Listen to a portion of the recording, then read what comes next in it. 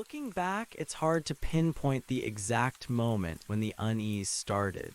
For years, I told myself it was just the isolation, the biting cold getting into my bones, or maybe even my own imagination playing tricks.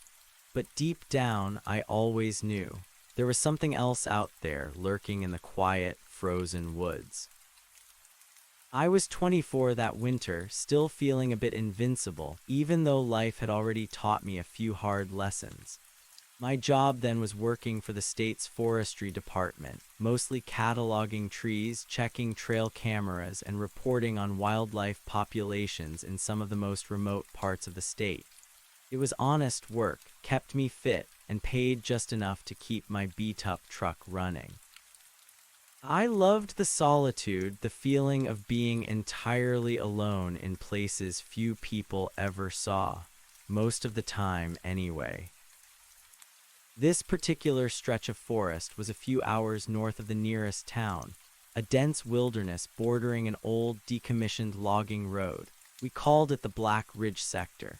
It was late January, the kind of deep winter where the air felt brittle enough to snap, and the world was painted in shades of white and gray. Snow was piled high, muffling every sound, and the trees stood like silent, skeletal guards against the bitter wind.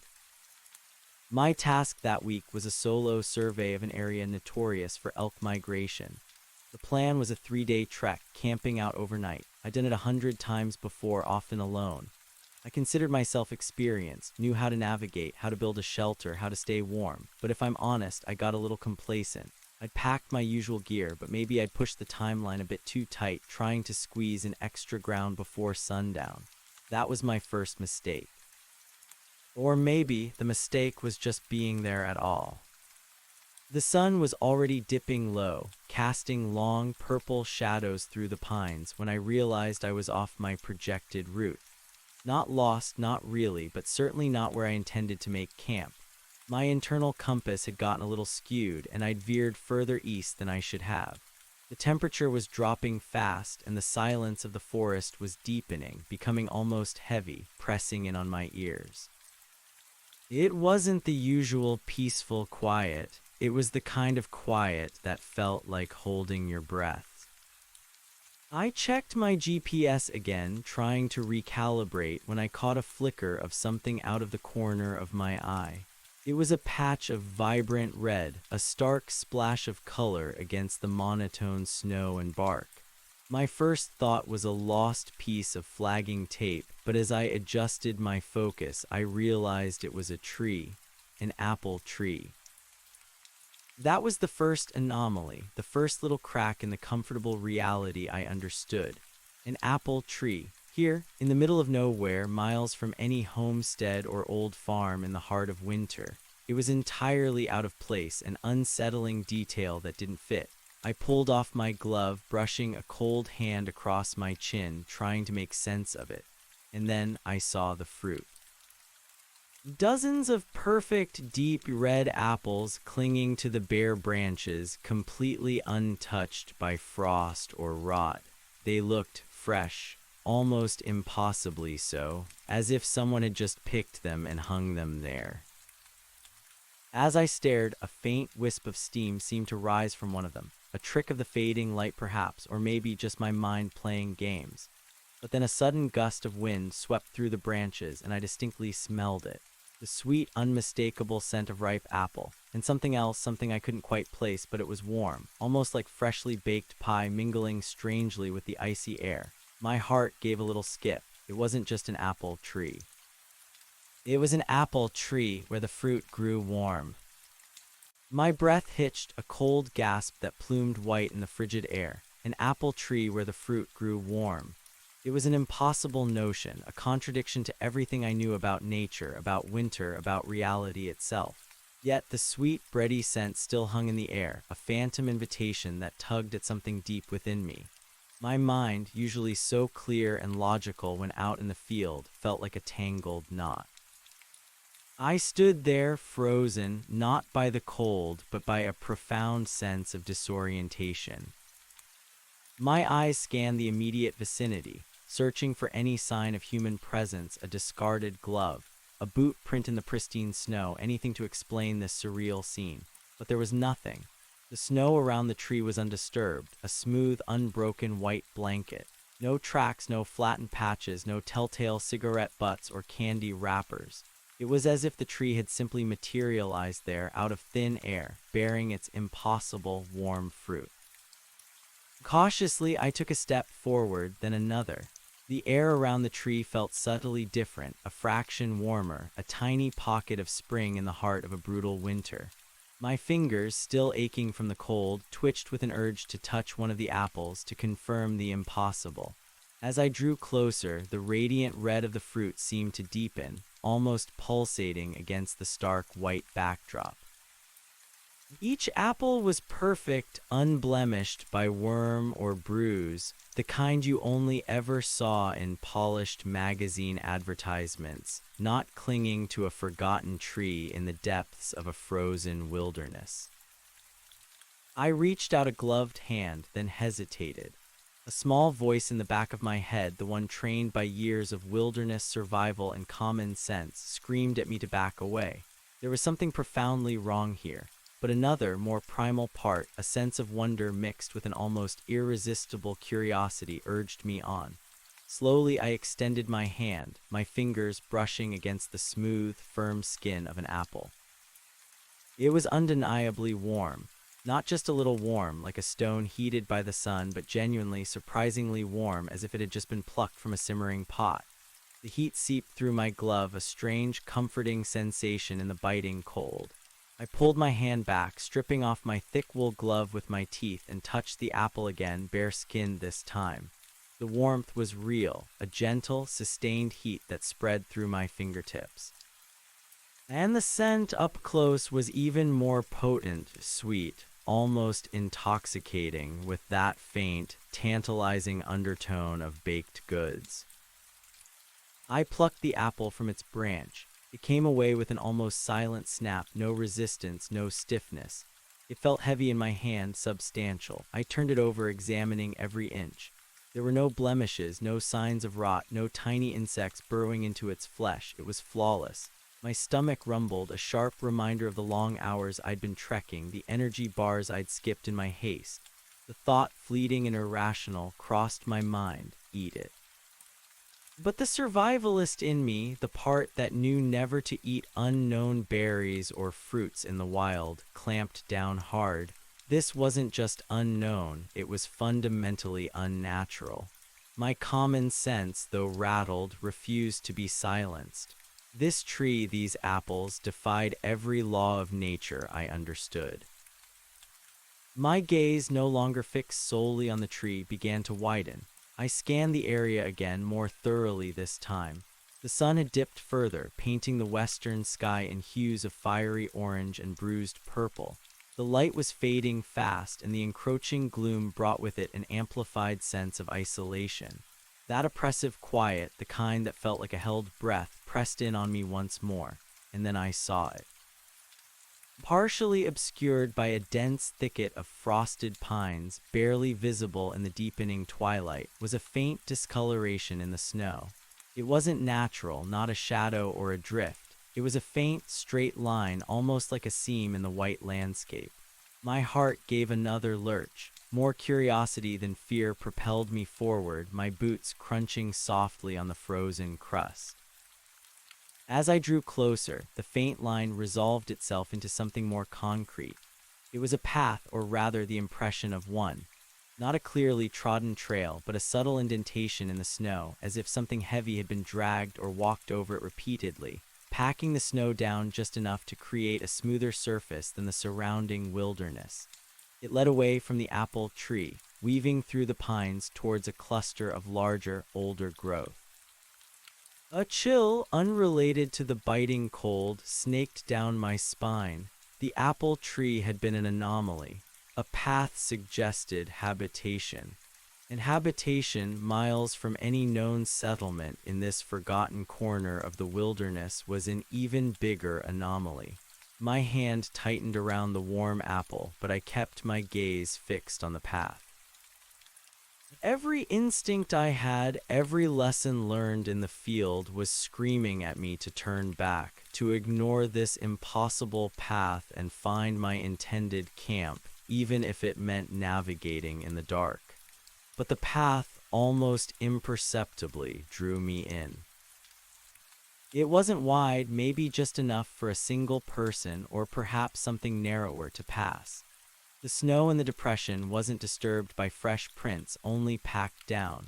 It looked old, as if it hadn't been used recently, but had seen repeated passage over a long period. The trees on either side of the path were noticeably older, their branches heavier with snow, creating a darker, more enclosed corridor. The air here felt even colder, the warmth of the apple in my hand a stark contrast to the surrounding chill. I followed the faint track, my every sense on high alert. The silence here was different from the general quiet of the forest. It was a profound, almost expectant stillness, as if the woods themselves were holding their breath, waiting. My own breathing felt unnaturally loud in my ears, my boots on the snow like thunder. I kept checking over my shoulder, a primal sense of being watched prickling the hairs on the back of my neck. Nothing. Just the deepening gloom and the silent skeletal trees. The path twisted and turned, always staying within the densest part of the forest, avoiding any open clearings. It seemed deliberately concealed, almost hidden from casual view. My GPS unit, which I'd taken out again, showed I was deep into truly uncharted territory, miles from any marked trails or even unofficial hunting paths. This place was supposed to be untouched, pristine wilderness. After what felt like an eternity but was probably only 10 or 15 minutes, the path widened slightly, opening into a small, bowl-shaped depression in the terrain. And there, nestled at the bottom, partially swallowed by drifts of snow and overgrown evergreens, was the structure. It wasn't a cabin, not in the traditional sense. It was something far stranger, far older. The first thing I noticed was its shape. It wasn't rectangular or square, but vaguely circular, or perhaps octagonal, with uneven organic lines that seemed to blend with the surrounding rocks and trees. It was constructed of dark, rough-hewn timber, so old and weathered that it had turned almost black, blending into the shadows. What little light remained in the sky seemed to be swallowed by its dark surfaces. There were no windows that I could discern from my vantage point, and the roof, if it had one, was covered in a thick mantle of snow, making it impossible to tell its construction. It looked ancient, forgotten, something from a forgotten era, a folk tale brought to life. It felt wrong. Like the apple tree, it simply did not belong. A primal warning bell screamed in my head. This was it. This was the moment to turn back, to run, to put as much distance between myself and whatever this was as humanly possible. My rational mind was now fully engaged, pushing past the initial wonder and confusion, replacing it with a cold, hard dread. This was too much. An impossible apple tree, a hidden path, and now this dark, silent structure, deeper than deep in the wilderness. It was the stuff of nightmares, of local legends whispered around campfires, not something a forestry worker stumbled upon on a routine survey. But I didn't run. The strange, almost morbid curiosity that had drawn me this far held me captive.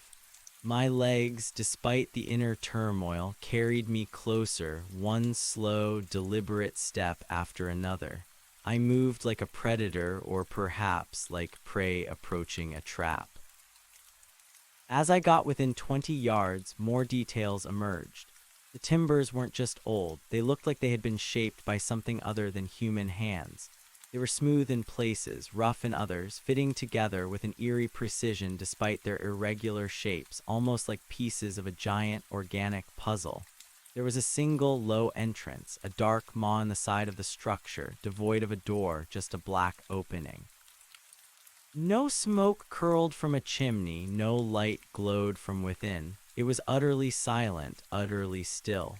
The snow around it, though disturbed by the faint path, was otherwise unmarked. No tracks, no footprints, nothing to suggest recent activity. It was as if whatever built this place had simply vanished or perhaps was merely waiting. The air around the structure was different too. Colder somehow than the already frigid air, but it carried a faint, almost imperceptible scent. Not of pine or damp earth, but something subtly metallic like ozone after a lightning strike, mixed with a faint, earthy smell I couldn't quite place. It was unsettling. I stood there for a long moment, the warm apple still clutched in my bare hand, the heat a bizarre anchor in the escalating surrealism of the scene. My mind raced, trying to invent a plausible explanation. An old trapper's cabin, a forgotten mining shack, but nothing fit. The construction was too strange, too organic, too unlike anything I had ever seen built by human hands. And the apple tree that simply defied explanation. A sudden gust of wind whistled through the pines overhead, shaking loose a shower of fine snow that glittered like diamonds in the dying light. It was a cold, sharp reminder that I was still in the middle of nowhere, hours from help and losing light fast. I had to make a decision. My designated camp was still miles away, and I was in unknown territory. Spending the night out here in the vicinity of this thing felt like an invitation to disaster. But the thought of turning my back, of leaving this mystery unsolved, was almost as unbearable as the thought of staying. My job, my entire career, was built on understanding the wilderness, cataloging its secrets. And this was the biggest secret I had ever stumbled upon. With a deep, shaky breath, I made my choice. I would approach the entrance, just a quick look inside. If it was empty, if it was just an old, strange structure, I would mark its location, take some photos in the morning light, and then get out. If there was any sign of danger, any hint of presence, I would flee immediately. It was a foolish decision, born of adrenaline and an insatiable curiosity, but in that moment, it felt like the only path forward. My boots crunched softly in the packed snow of the path as I took the final steps towards the entrance. The darkness within the opening seemed to deepen as I approached, a solid, impenetrable blackness that promised nothing but emptiness. I held the warm apple out in front of me like a strange, glowing talisman, though I knew it offered no real protection. As I neared the threshold, a faint sound reached my ears. It wasn't a human sound, nor an animal sound. It was a low, resonant hum, almost imperceptible, vibrating just at the edge of my hearing. It felt like it was coming from deep within the structure, a rhythmic pulse that seemed to reverberate through the ground beneath my feet. It was faint, but unmistakable. My heart hammered against my ribs. The hum was not mechanical, not like a generator or a machine. It felt organic, alive, yet utterly alien. Every hair on my arms stood on end. My fingers, still clutching the apple, began to tremble. This was it, the point of no return. I hesitated, my body poised on the brink of flight. But the hum, strange as it was, held a peculiar fascination, a siren song for the curious and the foolish. I peered into the darkness, straining my eyes, trying to pierce the gloom. Nothing, just an impenetrable blackness. Taking a deep, shuddering breath, I stepped across the threshold into the unknown. The first thing that hit me was the smell, intensified now inside the structure. That metallic ozone scent mingled with the earthy aroma was far stronger here, almost acrid. It made my nose wrinkle, a cloying sweetness beneath the harshness. And the air, surprisingly, was not as cold as outside. It was cool, but not freezing, a temperature more akin to a late autumn day than the dead of winter. My eyes slowly began to adjust to the profound darkness. It wasn't absolute black. There was a faint, very subtle luminosity to the interior, a soft, diffuse glow that seemed to emanate from the walls themselves. It was just enough to perceive faint shapes, the smooth, dark contours of the interior, the way the ancient timbers curved inwards. The hum was also louder here, a constant, low thrum that vibrated through the very air, a deep, underlying pulse that seemed to fill the entire space. It felt less like a sound and more like a pervasive presence. I realized the structure was larger inside than it appeared from the outside. The walls curved up, forming a domed ceiling, creating an expansive, circular chamber. The timber walls were surprisingly smooth on the inside, almost polished, with strange, intricate patterns carved into their surface. They weren't recognizable symbols or pictograms, but flowing, organic lines that twisted and intertwined, like vines or roots.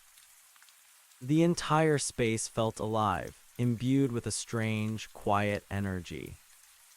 In the center of the chamber, dimly illuminated by the soft, internal glow, stood something else. It was tall, slender, and seemed to pulsate with a faint green light that shimmered and faded in a slow, hypnotic rhythm. I couldn't make out its exact form in the dimness, but it looked like a column or a pillar made of some material I didn't recognize, smooth and translucent, rising almost to the ceiling.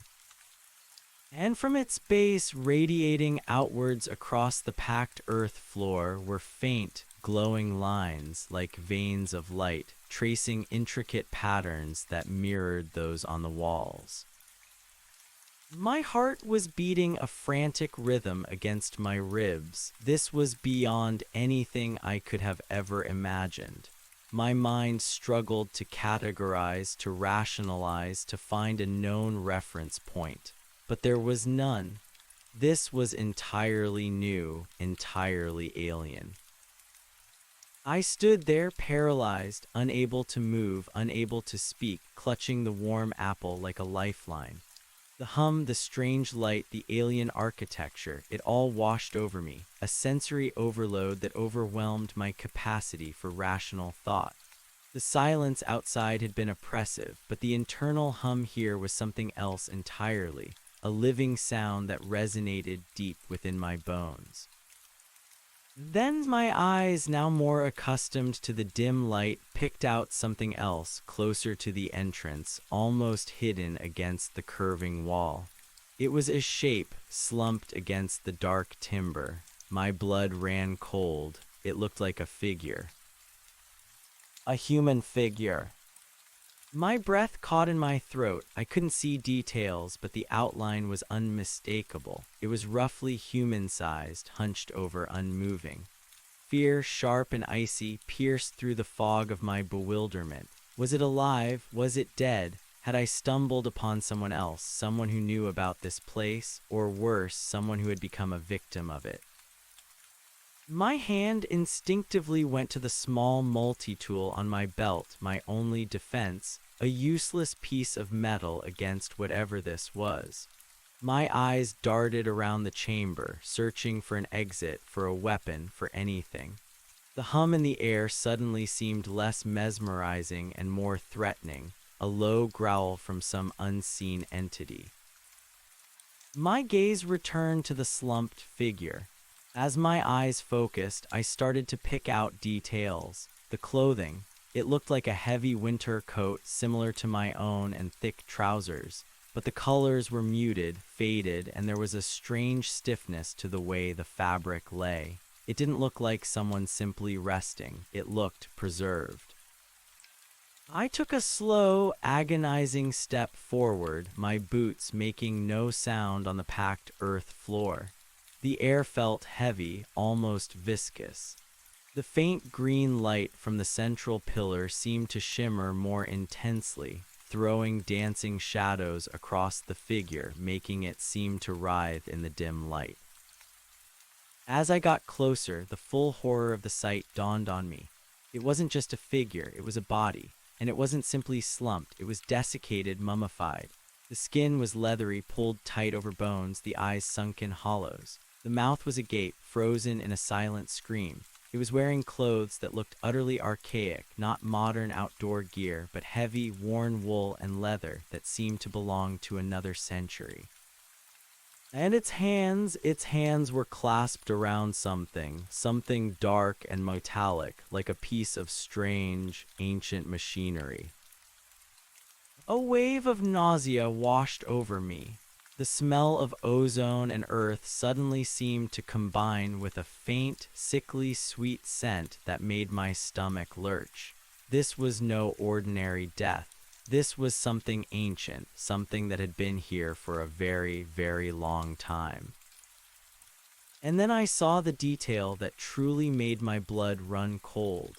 Around the figure's neck, almost obscured by the tattered remains of its clothing, hung a small metallic tag. It glinted faintly in the green light. My eyes strained, trying to make out the inscription. It was too far, too dim, but the outline, it was familiar. It looked like a dog tag, a military dog tag. This wasn't a trapper or a miner. This was a soldier, a very old soldier, judging by the clothes and the state of the body. But what was a soldier doing here, miles from any conflict, any base, any civilization, in a structure that defied all known architecture? And how had they ended up mummified yet preserved in this impossible place? The questions hammered at my mind, each one more terrifying than the last. The hum intensified slightly, a subtle shift in its pitch, a deeper resonance that seemed to echo the fear in my own chest. I felt a sudden, irrational urge to scream, to lash out, to run blindly from this place. But my feet remained rooted to the spot, held captive by a morbid fascination, a horrified awe. My gaze drifted from the mummified soldier to the central pillar, the source of the green light and the hum. It was taller than I had initially thought, reaching almost to the apex of the domed ceiling. Its surface was smooth, a translucent dark green material, unlike anything I had ever seen. Within its depths, I could faintly discern intricate patterns, like circuits or veins, glowing with a soft, pulsing light that seemed to flow, like slow blood, through its core. It felt like the heart of the structure, the engine that powered this impossible place. And then, just as I was about to turn and bolt, just as the last vestiges of my self-preservation instinct were about to take over, something shifted. Not in the room, but in my perception. The hum, it wasn't just a sound, it was more. It felt like it was doing something to the air, to the space itself. A subtle distortion. My vision wavered for a fraction of a second, like heat haze rising from asphalt, but indoors in the cold. A faint shimmer in the air near the base of the pillar. And then through the shimmering air I saw it. Another figure, not slumped, not mummified, but standing, partially obscured by the distortion, like looking through rippling water. It was tall, impossibly slender, and seemed to flicker, its edges indistinct. It didn't appear to be solid, but more like a shifting mirage. My blood ran cold. This wasn't a body. This was something else. It was looking at me. I couldn't make out eyes or a face in the traditional sense, but I felt its gaze, an intense, penetrating presence that pinned me where I stood. It was an intelligence, ancient and profound, and utterly alien. My mind screamed, this was not a trapper's cabin. This was not a lost soldier. This was something beyond human comprehension, something that had woven itself into the fabric of this forgotten forest. The apple in my hand suddenly felt searing hot, a burning ember against my palm. The air in the chamber grew heavy, the metallic scent intensifying, almost choking me. The hum deepened, vibrating through my very bones, and the green light from the pillar pulsed faster, brighter, casting stark, dancing shadows that seemed to coil and writhe around the alien figure. I squeezed my eyes shut for a second, a desperate, childish attempt to make it disappear. When I opened them, the figure was still there, but it seemed clearer, more defined. It was still slender, almost skeletal in its proportions, but I could now see faint outlines of limbs, long and spindly. And its head, it was elongated, smooth, with no discernible features, just a polished, dark surface that seemed to absorb the light. It took a step towards me, or rather, it slid. Its movement was fluid, unnatural, as if it defied friction. The air around it warped and rippled with each movement. It didn't make a sound, but the hum in the chamber seemed to grow in intensity with its advance, rising to a piercing frequency that threatened to shatter my eardrums. Panic, cold and absolute, finally seized me. Every fiber of my being screamed for escape. This was not a challenge, not a mystery to be solved. This was a direct, existential threat. My legs, numb moments before, now sprung into action. I spun around, stumbling over my own feet in my haste, my eyes fixed on the dark maw of the entrance, the only way out. I burst from the structure, gasping, sucking in lungfuls of the icy winter air, which now felt sweet and pure after the acrid air within. My eyes, still struggling to adjust from the dimness inside to the almost complete darkness outside, darted wildly. I ran. I didn't look back. I didn't care about the path, about my orientation, about anything but putting as much distance between myself and that place as possible. My heart hammered, a frantic drum against my ribs, and my lungs burned with each ragged breath. The warmth of the apple, still clutched in my hand, was now a painful reminder, a burning brand that I couldn't seem to let go of. The trees were a blur, dark, silent sentinels that seemed to twist and contort in the gloom. I stumbled over roots, slipped on patches of ice, but kept my feet, propelled by a primal terror that was more potent than any exhaustion.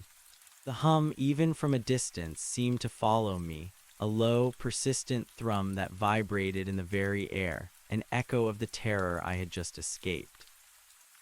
I didn't know where I was going, only that it had to be away. Away from the alien structure, away from the mummified soldier, away from the shimmering, silent figure that haunted my vision. The cold was biting, but I barely felt it, sweat chilling on my brow as I pushed through the dense undergrowth, ignoring the scratches and tears of branches on my coat. I ran until my lungs felt like they would burst, until my legs ached with a deep, burning pain, until the darkness of the forest swallowed me whole. I ran until I collapsed, gasping and shivering against the rough bark of a towering pine, the warm apple finally slipping from my numb fingers to land softly in the snow. My body shook uncontrollably, a mixture of cold, exhaustion, and pure, unadulterated fear. Tears, icy and stinging, streamed down my face, freezing on my cheeks. I was lost, truly lost this time, disoriented and terrified, miles from any recognizable landmark, in a part of the wilderness I now knew harbored something ancient and unspeakable. I pulled my knees to my chest, trying to make myself smaller, trying to disappear into the vast, indifferent darkness. The hum was gone now, or perhaps I was too far, or perhaps my own frantic pulse drowned it out. But the image of the shimmering figure, its elongated head, its silent, impossible movement, was seared into my mind. I closed my eyes, but the images persisted. The perfect, warm apples, the strange, dark structure, the mummified soldier, and that thing, what was it? What did it want? What had it done to that soldier? And what would it have done to me if I had stayed a moment longer? The cold began to seep deeper into my bones now, a relentless, creeping numbness.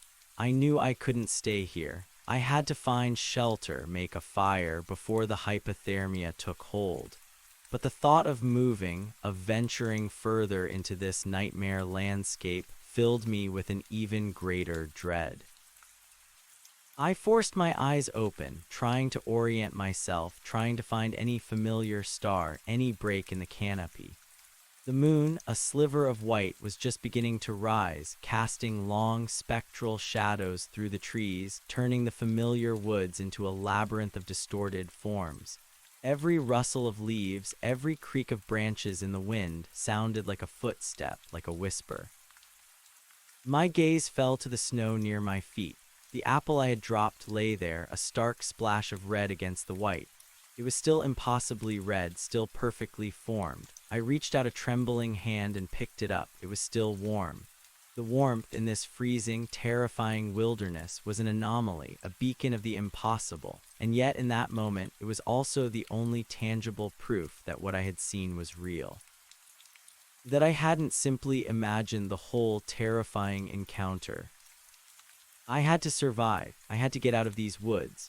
Not just for myself, but because now I knew something that no one else knew. And I had a feeling, a cold, sickening certainty that whatever was in that structure, whatever that thing was, would not want its secret to get out. My simple survey trip had become a desperate struggle for survival, a race against an unknown, unimaginable force that lurked in the silent, frozen heart of Black Ridge. The biting wind howled through the pines, a mournful cry that seemed to mock my terror. I had to move. I had to find my way back. But as I pushed myself to my feet, my legs still trembling, I knew with absolute clarity that this forest, this world, would never be the same for me again.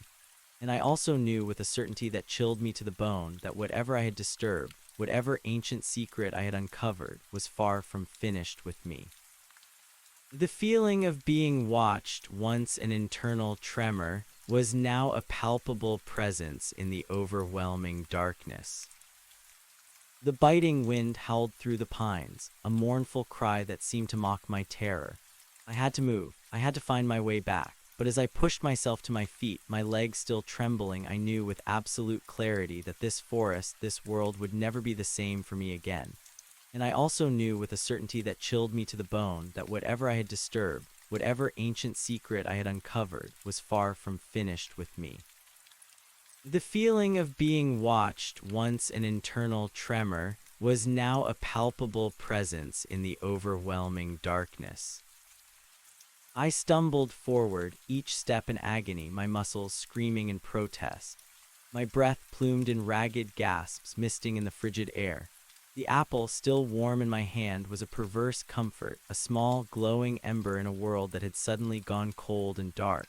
I tried to focus, to push aside the images of the shimmering alien and the mummified soldier, to prioritize survival, but they clung to my mind, insidious tendrils of fear.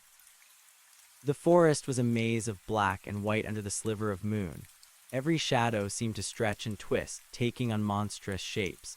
My sense of direction was completely gone. The GPS unit, a tool I usually trusted implicitly, felt useless now, a relic from a sane world. I had bolted blindly, crashing through undergrowth, falling more than once only to scramble back up, driven by the primal urge to flee. I was hopelessly lost. Panic, cold and sharp, threatened to overwhelm me again.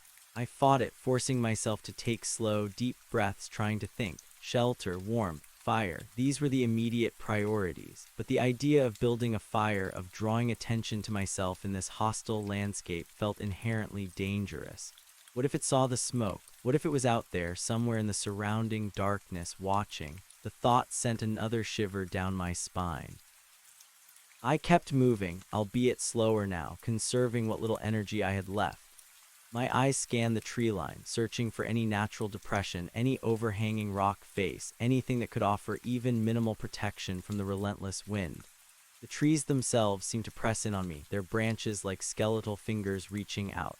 The silence, once a comfort, was now a suffocating blanket, amplifying every crunch of my boots, every beat of my frantic heart. My hands, numb with cold, still clutched the apple. It was an anchor, a connection to the impossible reality I'd just witnessed. I wondered, irrationally, if eating it might somehow give me strength or perhaps offer some protection. But the survival instinct, however battered, still warned against consuming anything from that place. Suddenly, a sharp crack echoed through the forest. It wasn't the sound of a branch breaking under snow or an animal moving. It was distinct, loud, and sounded unnervingly close. My head snapped up, my eyes darting into the impenetrable shadows. Nothing. The sound wasn't repeated. Had it been my imagination, a trick of the wind, or was it there? I quickened my pace, pushing through a dense thicket of spruce.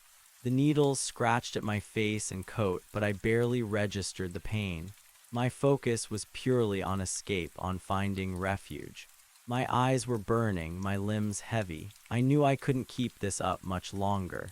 Hypothermia was a silent killer, creeping in stealthily, clouding judgment, stealing strength.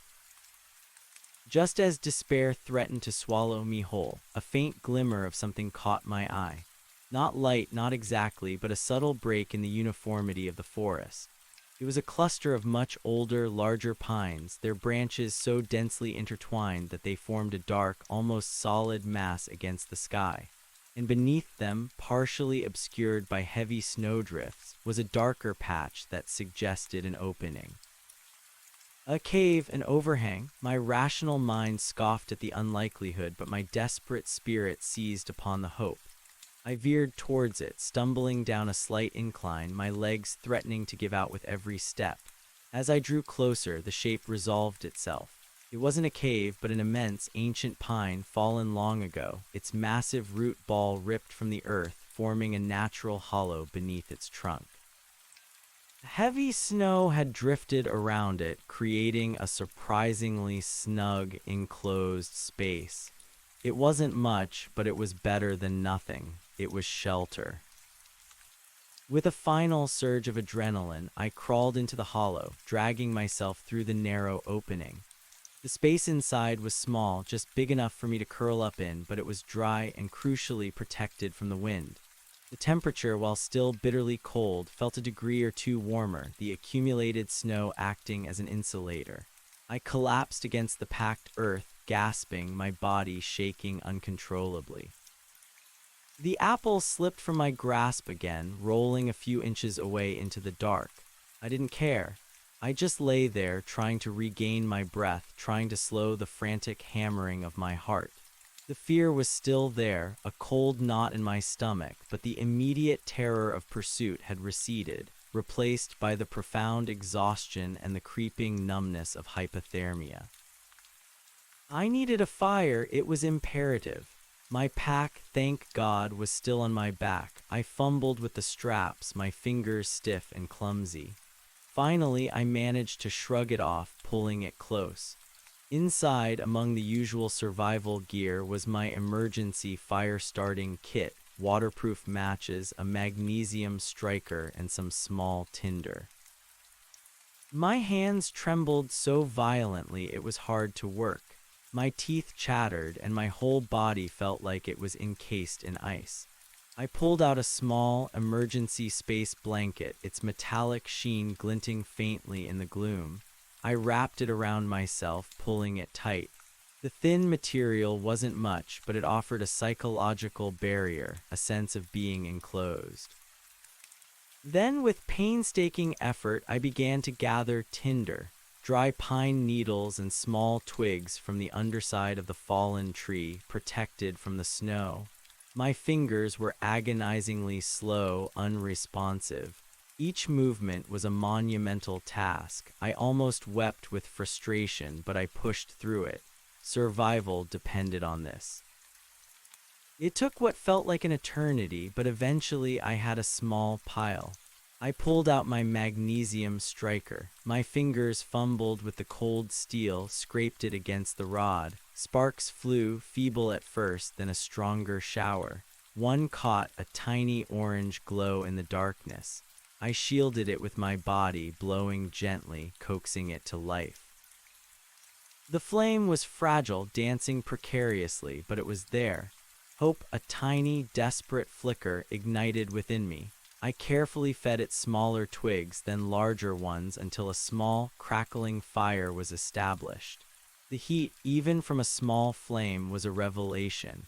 It warmed my hands first, then spread slowly through my aching body, fighting back the encroaching numbness.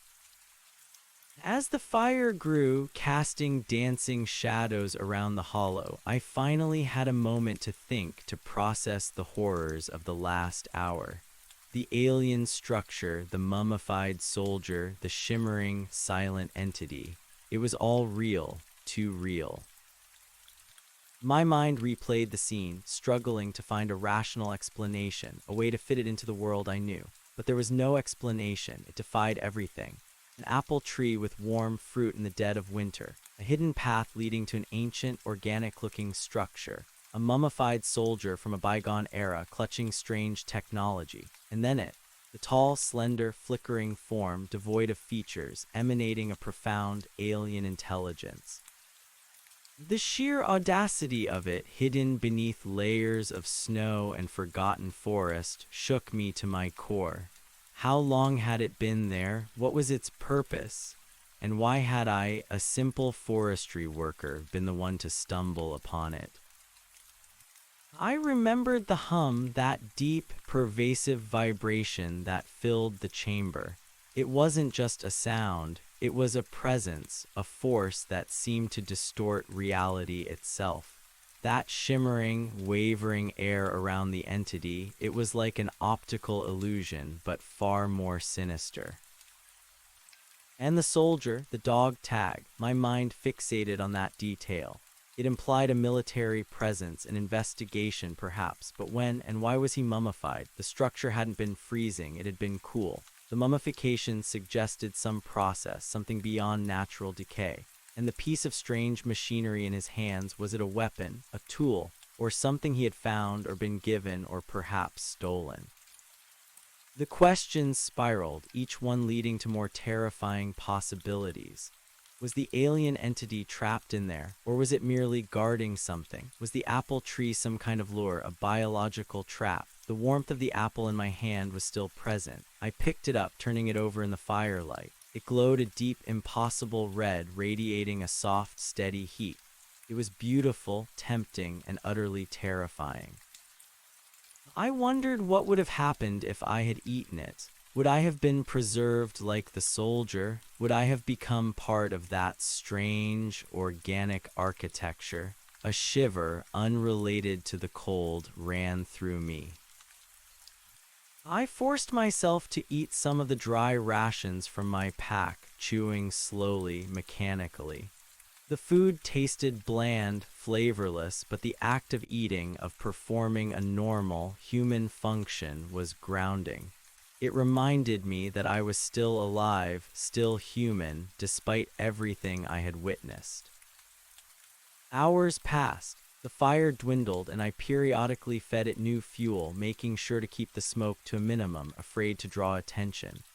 My exhaustion was profound, a heavy weight pressing down on me, but sleep was impossible. Every rustle outside the hollow, every creak of the ancient pine sent jolts of adrenaline through me. I kept imagining eyes watching me from the darkness, the silent, featureless gaze of the alien entity. I tried to reconstruct my path, to figure out where I was in relation to my original route. It was hopeless. I had run in a blind panic, veering wildly through the dense forest. My GPS was still clutched in my numb hand. I turned it on, the faint blue light a stark contrast to the dancing orange of the fire. The screen showed my position, a tiny dot in a vast, blank expanse of unlabeled wilderness, miles from any marked trail, any road, any human settlement. I zoomed out, tracing the outline of the Black Ridge sector. I was deep within its boundaries, but significantly off my planned survey area, much further east and north than I should have been. The nearest logging road, the one I had started from, felt impossibly far away. A cold wave of despair washed over me. I was truly, utterly alone, miles from help, in a forest that harbored an unimaginable secret, and that secret was now aware of me. As the night wore on, the terror began to give way to a grim determination. I had survived the encounter, I had found shelter, and I had built a fire. I was still alive, and if I was alive, I had a chance. I had to get out of here. not just for my own safety, but because I was carrying a burden of knowledge that felt too heavy to bear alone. My mind, still reeling from the shock, began to formulate a plan. In the morning, I would try to orient myself. I would find the nearest drainage, follow it downstream, and hope it eventually led to a more familiar stream or river, which might in turn lead to a road.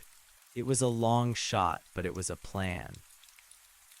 The thought of facing the daylight, of venturing back into the silent, watchful forest was daunting. But the thought of staying here, forever trapped with my terrifying secret, was worse. I would move carefully, slowly, keeping my senses on high alert. I would avoid anything that looked out of place, anything that felt wrong. As the first faint streaks of pre-dawn light began to filter through the canopy, painting the snow in shades of pale blue and silver, I finally drifted into a fitful, shallow sleep. It was less sleep and more a state of semi-consciousness, filled with fragmented images of glowing apples, mummified faces, and shimmering figures. I woke abruptly, shivering despite the embers of the fire, my heart pounding. The sun was still below the horizon, but the forest was no longer pitch black. A ghostly light illuminated the snow, turning the world into a stark, silent landscape. The air was even colder than before, the kind of cold that stole your breath and made your lungs ache.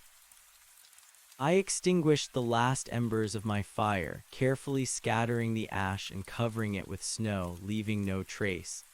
I packed my gear, my movements still stiff and clumsy, but with a renewed sense of purpose. The warm apple, which I had forgotten about, lay beside me. I picked it up. It was still warm, still perfect. I put it in an outer pocket of my jacket, a strange comfort and a horrifying reminder. Stepping out of the hollow, the cold hit me with renewed force. The feeling of being watched was back, a prickling sensation on the back of my neck. I scanned the trees but saw nothing, only the silent, skeletal guards against the pale sky. I pulled out my GPS again. It showed my general location relative to the nearest roads, but the detail was lacking. No trails, no contour lines for this specific area. It was just a blank map. I would have to rely on my innate navigational skills, my knowledge of the terrain, and a healthy dose of luck. My strategy was simple: aim generally west towards where I knew the main logging road lay. Follow any drainage, any break in the monotonous tree line. Move slowly, carefully, conserving energy, and above all, be aware. The snow was deeper in places than I had expected, making travel difficult. I sank up to my knees in drifts, expending precious energy to pull my legs free. The silence of the forest was absolute, broken only by the crunch of my boots and the rasp of my own breathing. Every now and then I stopped, straining my ears, listening for anything out of place. The wind, when it came, rustled through the branches with a sound like dry whispers. My mind kept replaying the image of the alien structure. I knew I needed to report it, to tell someone, but who would believe me? A mummified soldier, a shimmering entity, a warm apple tree. They'd think I'd gone mad from the cold and isolation. And if I did report it, what would happen? Would they send a team? Would they find anything? Or would whatever was there simply vanish, leaving me looking like a lunatic? The thought of keeping it a secret, of bearing this knowledge alone, was almost as terrifying as the encounter itself. But the immediate priority was survival. Get out, then decide what to do. I walked for what felt like hours, my body aching, my muscles screaming. The sun, a pale disk in the winter sky, provided little warmth. My hands and feet were constantly cold, despite my thick gloves and boots. I kept moving, pushing past the pain, driven by the memory of that shimmering figure. Around midday, I stopped to rest, huddling behind a large boulder, sheltered momentarily from the wind. I pulled out my map and compass, trying to make sense of my erratic path from the night before. I had indeed gone deep into the uncharted part of the Black Ridge sector. Getting back to the logging road would be a multi-day trek, even if I hadn't been so exhausted and terrified. As I sat there trying to eat another energy bar, a sound reached my ears. Faint at first, almost indistinguishable from the wind. A high-pitched whine like something straining. It seemed to come from the direction I had fled the previous night. My blood ran cold. I immediately packed up, my rest cut short. It was too faint to be a vehicle, too steady to be an animal. It had an unnatural, mechanical quality, yet it also resonated with that same eerie, almost organic hum I had heard inside the structure. I changed direction slightly, veering south, hoping to put more distance between myself and the source of the sound. The whine grew stronger, a pulsating throb that seemed to vibrate through the very ground. It was faint but unmistakable. It was coming for me. Or rather, it was in the general area and I was in its path. Panic began to rise again, but I fought it down. Think, damn it, think. Running blindly was what got me lost in the first place. I needed to be smart. I scanned the terrain, looking for any natural cover, any dense thicket, anything that could conceal me. The forest here was ancient, choked with old growth and tangled underbrush. I found a cluster of dense pines, their lower branches heavy with snow, almost touching the ground. I pushed my way into the heart of the thicket, crawling on my hands and knees until I was completely hidden from view. The snow-laden branches formed a natural canopy, obscuring me from above and from the sides. I lay there, huddled, barely breathing, listening. The whining sound grew louder, closer. It was definitely moving, a slow, deliberate progress through the forest. It was a low-frequency hum, almost felt more than heard, vibrating through the earth. It was relentless. I could feel its approach now, a subtle tremor in the ground beneath me. My heart hammered, a deafening drum in my ears. I squeezed my eyes shut, wishing I could become invisible, wishing this was all a nightmare. Then the humming stopped. Silence, a profound, absolute silence that was even more terrifying than the sound. It was as if the forest itself had ceased to breathe, holding its collective breath, waiting. My own breath hitched in my throat. I didn't dare move, didn't dare make a sound. Slowly, carefully, I opened my eyes. I peered through a gap in the pine needles, trying to see something, anything. The forest was still, pristine, covered in its blanket of white. There was no movement, no sign of anything.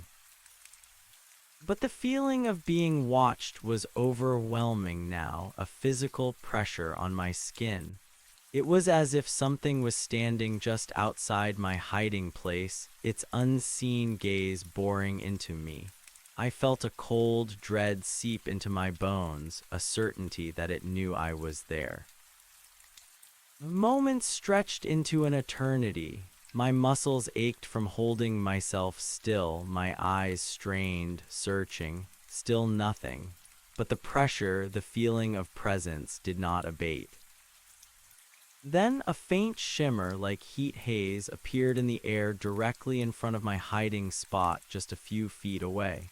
It was indistinct, translucent, but it was there, and within its wavering form I could just make out the faintest outline. Tall, slender, elongated head, the same impossible, flickering entity I had seen inside the structure. It was here, it had followed me. My blood ran cold, there was no sound, no movement, but I felt its intelligence, its patient, ancient scrutiny. It wasn't attacking, not yet, it was simply observing, waiting. I clutched my multi-tool, a pathetic defense against an alien being that defied physics. My mind raced, desperate for a way out, for a distraction, for anything. The warm apple. A crazy idea born of desperation and terror flashed through my mind.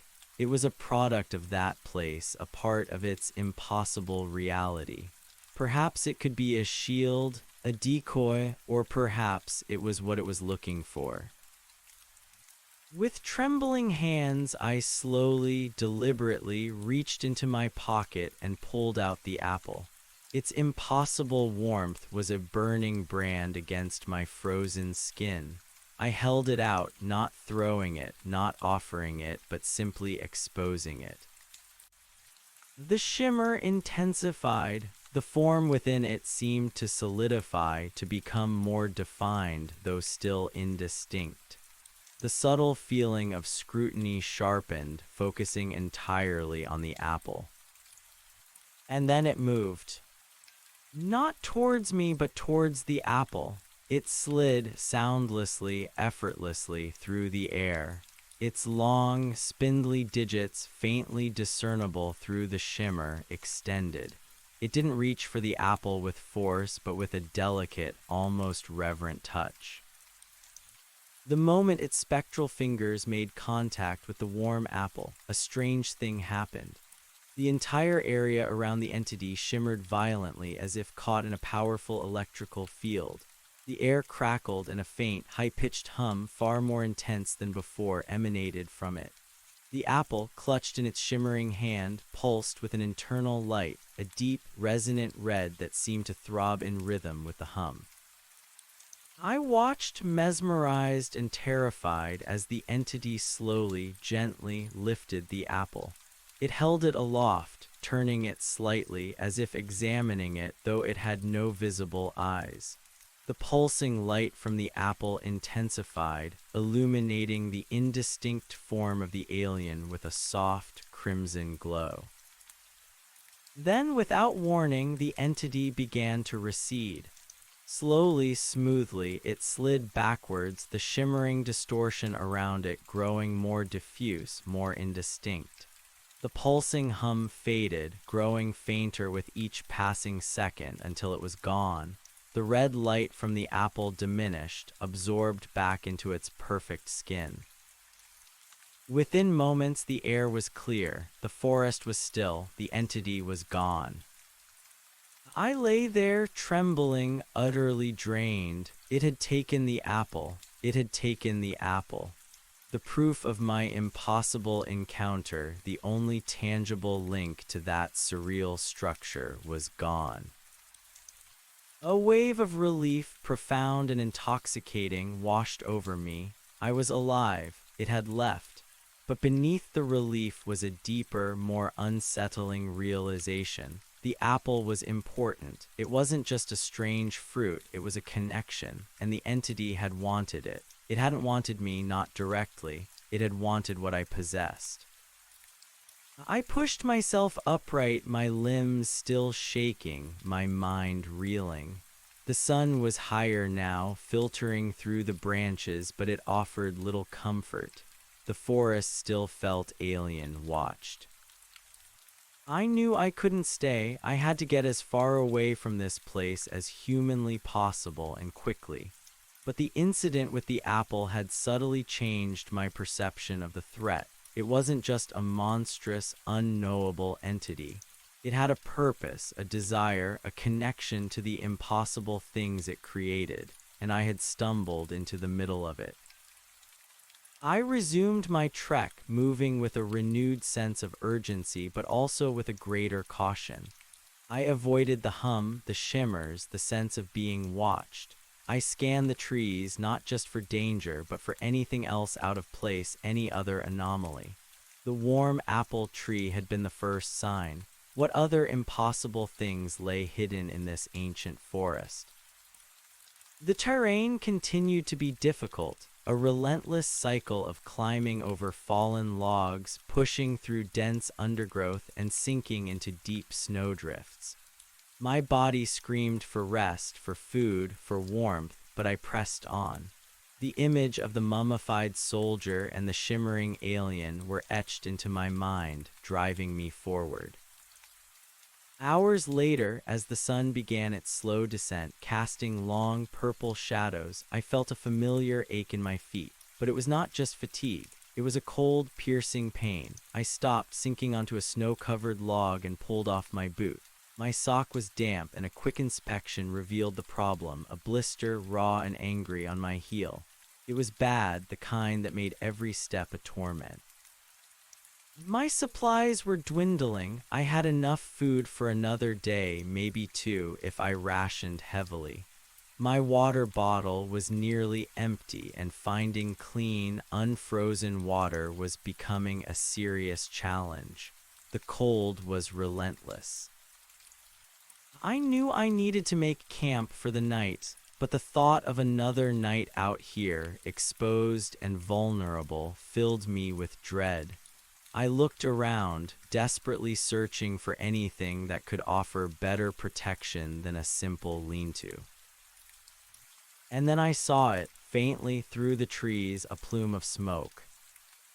My heart leaped. Smoke, human presence. It could mean rescue, or it could mean another trap. My mind immediately flashed to the strange structure, the mummified soldier. This forest had already proven itself to be a place of impossible and dangerous secrets. But the lure of human contact, of warmth, of safety, was too strong to resist. I had to risk it. My blistered heel, my exhaustion, the gnawing fear of the alien entity, all of it pushed me towards the smoke. I moved towards it cautiously, my senses on high alert. The smoke was thin, almost transparent, suggesting a small, well-tended fire. As I drew closer, the faint scent of wood smoke reached me, a smell that had never been so welcome. And with it, another smell, faint but distinct, frying bacon. Bacon's, the sheer normalcy of it, the mundane, comforting aroma, was almost too much to bear. It pulled me in, overriding my caution. My stomach, empty for so long, growled in protest. I approached the source of the smoke slowly, moving from tree to tree, careful not to reveal myself too soon. Through the dense pines, I began to make out a clearing, and in the center of the clearing, nestled amongst a cluster of towering firs, was a small, well-built cabin. It was rustic, made of rough-hewn logs, with a stone chimney from which the smoke curled lazily into the twilight sky. It had a single, small window, glowing faintly with a warm, inviting light. A stack of neatly chopped firewood was piled beside the door. It looked normal, like a wilderness cabin, the kind of place a trapper or a hunter might use. My heart was still pounding, a mixture of hope and residual fear. Was it safe? Was it another illusion, another part of this impossible nightmare? I crept closer until I was just at the edge of the clearing, hidden by the last line of trees.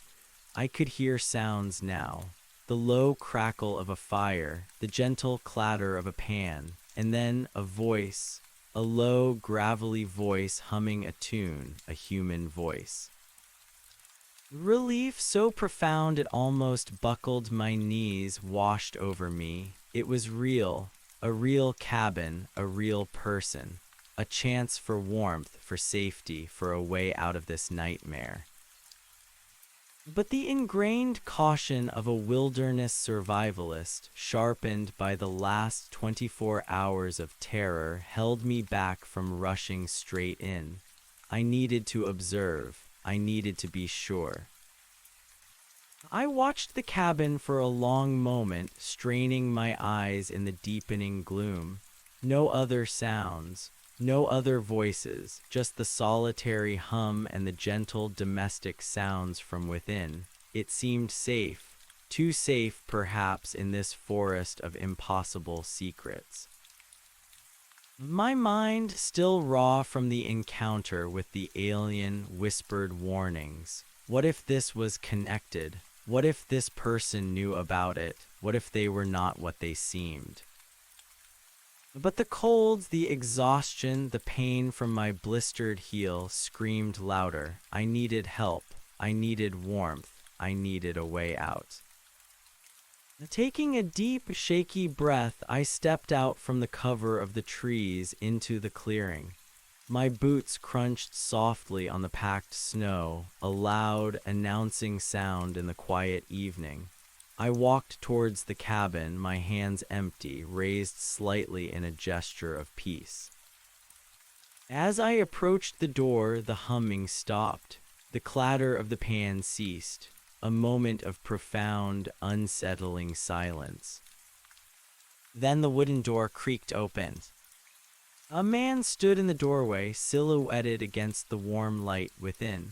He was tall, broad-shouldered, with a thick beard streaked with gray. He wore a heavy wool shirt and suspenders, the kind of clothes that spoke of a life spent in the wilderness. In one hand he held a frying pan, still sizzling faintly. In the other, a long hunting rifle. His eyes, dark and piercing, fixed on me. There was no surprise in them, no shock, only a deep, unsettling stillness, as if he had been expecting me. "Evening," he said, his voice low and calm, with an accent I couldn't quite place, but it sounded old, weathered, like the cabin itself. "You're a long way from anywhere, friend." I stood there, frozen in the cold, exhausted and terrified, facing this silent, unreadable man with a rifle. My heart pounded, not just from the exertion, but from a new, unsettling fear. This cabin, this man, they felt like another anomaly, another impossible piece in the terrifying puzzle of Black Ridge. I'm lost," I stammered, my voice hoarse from the cold and lack of use. "I need help. I got turned around in the storm." The man continued to study me, his gaze unblinking. The rifle did not waver. The silence stretched, thick and heavy, punctuated only by the distant howl of the wind. Finally, a slow smile spread across his bearded face, a smile that didn't quite reach his eyes. "Lost, you say? Well, now, it happens. Come on in, then. You look half frozen. I got some stew on the fire." He gestured with the frying pan, the rifle remaining steady. The smell of stew, rich and savory, wafted from the cabin, mixing with the bacon. It was an irresistible invitation, a promise of warmth and safety. But something in his eyes, something in the unnerving calmness of his demeanor, sent a fresh wave of dread through me. He had been expecting me. He wasn't surprised. How could he not be surprised to see a stranger, miles from anywhere, in the middle of this impossible wilderness? I hesitated, my survival instincts screaming warnings. This was too easy, too convenient. After everything I had seen, everything I had fled from, this felt less like a rescue and more like a new kind of trap. But the cold, the pain, the exhaustion were relentless. I had nowhere else to go. Taking another shaky breath, I forced a weak smile. "Thank you," I said, my voice barely a whisper. "I'd appreciate that." I took a step forward, towards the light, towards the warmth, towards the unknown. The man stepped aside, opening the door wider, letting out a flood of golden light into the encroaching darkness. As I crossed the threshold into the cabin, I couldn't shake the feeling that I hadn't escaped one danger, but merely walked straight into another. The forest held its breath behind me, waiting. And I could almost feel the presence of the alien entity somewhere out there, watching, perhaps even guiding me to this very door. The cabin's interior was a stark contrast to the frigid wilderness outside. A heavy scent of wood smoke, stew, and something faintly herbal filled the air, warm and inviting. A large stone fireplace dominated one wall, a cheerful fire crackling within, sending dancing shadows across the rough-hewn log walls. A simple wooden table and two chairs stood in the center, and against another wall, a cot was neatly made with a thick wool blanket. Various hunting tools, furs, and shelves filled with jars and dried herbs lined the walls, giving the place an authentic, lived-in feel. It could have been any trapper's cabin from 100 years ago, untouched by time. The man, still holding the rifle casually in one hand and the sizzling pan in the other, watched me step inside. His dark eyes seemed to take in every detail of my disheveled appearance, the torn coat, the frantic look in my eyes, the grime on my face. "Shut the door," he rumbled, his voice still low and steady. No sense letting all the heat out. I fumbled with the heavy wooden door, pulling it shut behind me. The solid thud echoed in the small space, sealing me inside with this stranger. My heart hammered, a frantic drumbeat against my ribs, but the warmth of the fire was already beginning to thaw my frozen extremities. "Name's Silas," the man said, setting the pan on a small cast-iron stove in the corner where a pot of stew bubbled gently. He leaned the rifle against the wall near the door in easy reach. "You look like you've seen a ghost or maybe just a mountain lion." He gave a short, humorless chuckle. "Liam," I managed, my voice still raspy. "Liam Miller, and no, not a mountain lion, worse." The words slipped out before I could stop them, a desperate need to confess, to unburden the horror I'd witnessed. Silas turned from the stove, his dark eyes fixed on me again. He didn't press, didn't ask what I meant. He simply nodded, a slow, deliberate movement. "Well, worse or not, you're here now. Sit by the fire, you're shiverin' something fierce." I gratefully sank onto a small wooden stool near the hearth, extending my numb hands towards the flames. The heat was a searing pleasure, a brutal embrace that brought prickling pain to my fingertips but slowly began to restore failing. My muscles, still tense from the flight, began to ache with a dull, pervasive throb. Silas busied himself at the stove, scooping the stew into a bowl, the rich aroma making my stomach growl audibly. He sliced a thick piece of fresh-baked bread, then handed the bowl and bread to me. "Eat, you look like you've been fasting for a week." I took the bowl, my hands trembling. The stew was thick with chunks of meat and vegetables, steaming hot. I took a spoonful, wary, but the taste was incredible, a savory burst of flavor that brought tears to my eyes. It was real food, hearty and sustaining, a stark contrast to the sterile energy bars I'd been living on. I ate quickly, ravenously, every bite a small victory against the cold and exhaustion. Silas watched me, saying nothing, his gaze calm and watchful. He poured himself a mug of something dark from a teapot on the stove, steam rising from it, then settled into the other chair across from me. He didn't eat, just sipped his drink, his eyes never leaving me. "Forestry worker," he stated rather than asked, his eyes briefly flicking to my tattered, still identifiable uniform jacket. "Lost your way, huh? That happens out here, especially this time of year. Black Ridge ain't forgiving." I nodded, swallowing another mouthful of stew. I was on a survey, got separated from my usual route, then a storm blew in and I got turned around. It was a partial truth, carefully chosen. I couldn't tell him about the apple tree, the structure, the entity, not yet, not until I knew more about him. "The storm," Silas repeated, a slight curl to his lip. Funny, didn't seem like much of a storm to me, just a regular winter squall. But you were deeper than most forestry boys go, weren't you? My heart gave a jolt. How could he know how deep I was? Had he seen me, or had it told him? I was investigating an anomaly, I confessed, testing the waters. A strange tree. I know it sounds crazy, but I found an apple tree bearing fruit in the middle of winter. Silas's expression remained impassive. He took another sip of his drink, his gaze unwavering. Apples, huh? Sounds like a good find if you're hungry. He still showed no surprise, no disbelief. This lack of reaction was more unsettling than any outright hostility. It wasn't just any apple tree, I pressed, leaning forward, compelled to share to see if he knew. The apples were warm, perfect, and they led me deeper.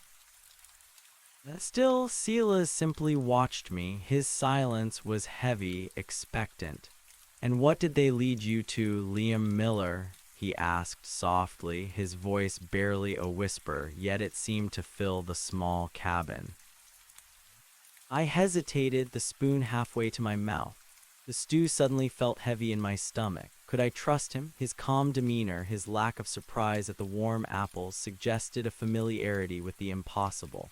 "A structure," I finally admitted, my voice dropping to a near whisper. "Deep in the woods, ancient, strange, and inside."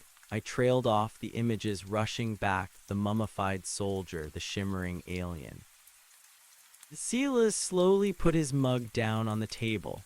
The small clink of ceramic against wood was loud in the sudden silence. His eyes, still dark and unblinking, seemed to peer into my very soul. "And what was inside, Liam?" he asked, his voice now devoid of any warmth, a flat, hard tone that sent a shiver down my spine. My mouth felt dry. "A body," I whispered, "a mummified soldier, and something else, something not human." A flicker, just a brief, almost imperceptible shift, crossed Silas's face. Not surprise, not fear, but recognition. "The Watchers," he murmured, more to himself than to me. My blood ran cold. "The Watchers," I repeated, the name echoing eerily in the quiet cabin. "You know about them." Silas sighed, a deep, weary sound that seemed to carry the weight of years. He leaned back in his chair, running a hand through his thick, gray-streaked beard. "Know about them," he said, a bitter note in his voice.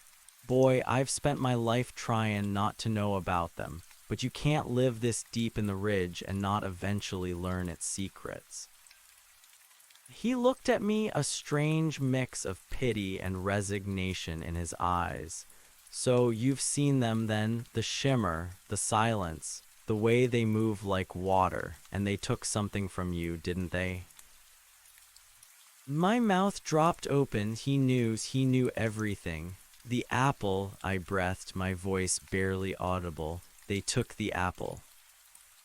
Silas nodded slowly. "They always do. The apples are the lure, the bait, and the payment sometimes." "The payment for what?" I asked, my mind racing, trying to make sense of his cryptic words. Silas stared into the fire, his expression distant. "Depends on what they want. They don't want much from folk like us, just to be left alone, mostly. But sometimes they need something, and the apples, they seem to be a part of it all." He paused, then looked back at me, a grim set to his jaw. "You're lucky, Liam. Most who get that close don't walk away with just a story to tell. They walk away changed, or not at all." "Changed how?" The question was a desperate whisper. Silas's gaze swept over me, a chilling appraisal. "You feel it, don't you? The hum, even now a faint echo deep in your bones, and a clarity, a sharpness to your senses, a different way of seeing the world." My eyes widened. He was right. Even now, safe in the cabin, I felt a subtle resonance in the air, a faint thrum beneath my skin. and the world did seem sharper, colors more vivid, sounds more distinct. My fear had been so overwhelming that I hadn't truly processed these subtle shifts until he named them. Yes, I admitted, a new layer of dread settling over me. What is it? A taste of their world, Salas said, his voice grim. A residue, they leave it behind. Some folks say it drives them mad. Others say it gives them visions, makes them prophets. I say it just makes you see too much. And once you see it, you can't unsee it. He got up and began to clear the table, his movements methodical. The mundane act was jarring after his revelations. You finished that stew, there's more if you want. I shook my head, my appetite suddenly gone. The warmth of the fire, the comfort of the cabin, now felt laced with an insidious unease. I was no longer just lost, I was initiated. Who are they, Silas? I asked, my voice trembling. What are they? Silas turned, leaning against the rough-hewn table, his arms crossed. No one knows for sure, Liam. Legends whispers. They've been here longer than the trees, longer than the mountains, some say. They're part of the ridge, interwoven with it. Spirits of the forest, ancient guardians, keepers of something unspeakable. Or maybe they're just something else from somewhere else. He gestured vaguely upwards. Some old-timers say they're the ones who carved the ridge, shaped it to their will. That the mountains themselves are just a shell for their deeper workings. The structure, I said, the one that led me there, it was organic, like it grew from the earth. It did, Silas confirmed, his eyes glinting in the firelight. They grow their structures, they don't build them, they cultivate them like the apples, all of it, a living, breathing part of their system, their presence. He paused, then added, that soldier you saw, he wasn't the first, and probably won't be the last. Men come looking for answers in these woods. They rarely find 'em, not in a way they understand, and sometimes they just stay. But why mummified? I asked, the image of the desiccated face vivid in my mind. And those clothes, they looked so old. Time works different for them, Silas said, a cryptic edge to his voice. Or maybe it doesn't work at all. Whatever processes they use, they preserve, they hold, they don't let go. He looked at me, his expression softening slightly.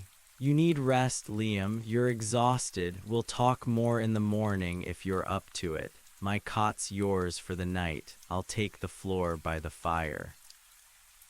The offer of sleep, of a safe place to rest, was almost overwhelming. My body was screaming for it. But the revelations, the unsettling sense of being watched, the persistent hum in the air, it made the idea of truly letting go terrifying. I can take the floor, I offered out of politeness, but he shook his head. Nonsense, you're hurt, worn out. That cot's more comfortable than it looks. We'll be fine. He pointed to a small basin of water on a nearby shelf. If you want to wash up, there's fresh water there. Privies are out back, mind the snow. Then get some sleep. You'll need your wits about you for the journey out. He said journey out with a certain emphasis, as if it was a significant undertaking. I nodded, too tired to argue. I splashed cold water on my face, the icy shock temporarily clearing my head, then made my way to the cot. It was indeed surprisingly comfortable, a thick mattress under the wool blanket. I lay down, fully clothed, pulling the blanket tight around me. Silas resumed his place by the fire, poking at the embers, then settled down on a thick bare rug, his rifle now lying beside him. He closed his eyes, but I had a feeling he wasn't truly sleeping, not in the way I understood it. He was watchful, always watchful. I lay there staring up at the dark timber ceiling, listening to the crackle of the fire and the distant whine of the wind outside. My mind reeled. The Watchers, an ancient alien race intertwined with the very fabric of Black Ridge, structures that grew, apples that lured, and a preservation process that mummified, and a hum, a taste of their world now resonating within me. Sleep, when it finally came, was fitful, filled with disjointed dreams of shimmering figures, glowing apples, and Silas's unblinking eyes. I woke several times, heart pounding, convinced I heard the faint, high-pitched whine that preceded the entity. Each time I found Silas still by the fire, seemingly asleep, but his presence was a strange comfort. He was a sentinel, guarding not just the cabin, but perhaps me.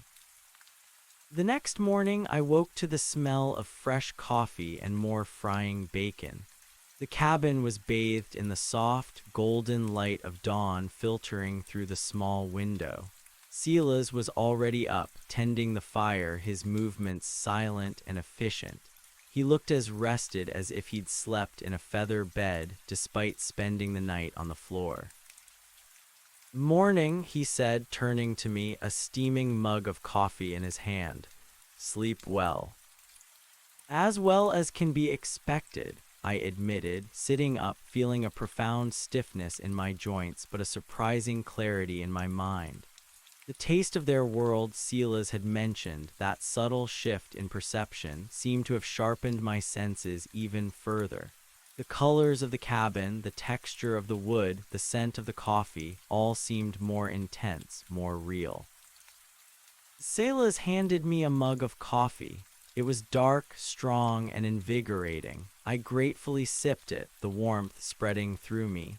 He then served me a plate of bacon and flapjacks, drizzled with what looked like homemade maple syrup. It was another feast, another act of mundane kindness that felt out of place in this surreal situation. As we ate in comfortable silence, I noticed something else about Silas. His hands, they were gnarled, scarred, but his movements were precise, almost delicate. And on his left wrist, beneath the sleeve of his wool shirt, I caught a glimpse of something. A faint, glowing line, like a thin vein of light, similar to the patterns I had seen inside the alien structure and radiating from the central pillar. It pulsed subtly, a soft green hue. My breath hitched. Silas looked up, his dark eyes meeting mine. He saw my gaze, saw what I had seen. He didn't try to hide it, didn't flinch. Instead, he slowly pushed up his sleeve, revealing more of the glowing patterns. They traced intricate lines across his forearm, almost like glowing tattoos, pulsating with the same faint green light. "The payment," I whispered, the word from yesterday's conversation echoing in my mind. "The change you mentioned."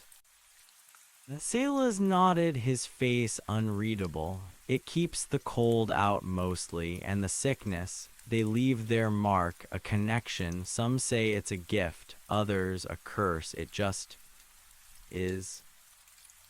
"How long have you had it?" "Long enough," he replied, pulling his sleeve back down. "Since I first stumbled on their place, got too close, saw too much like you." "But you live here," I said, looking around the cabin. "So close to them, how?"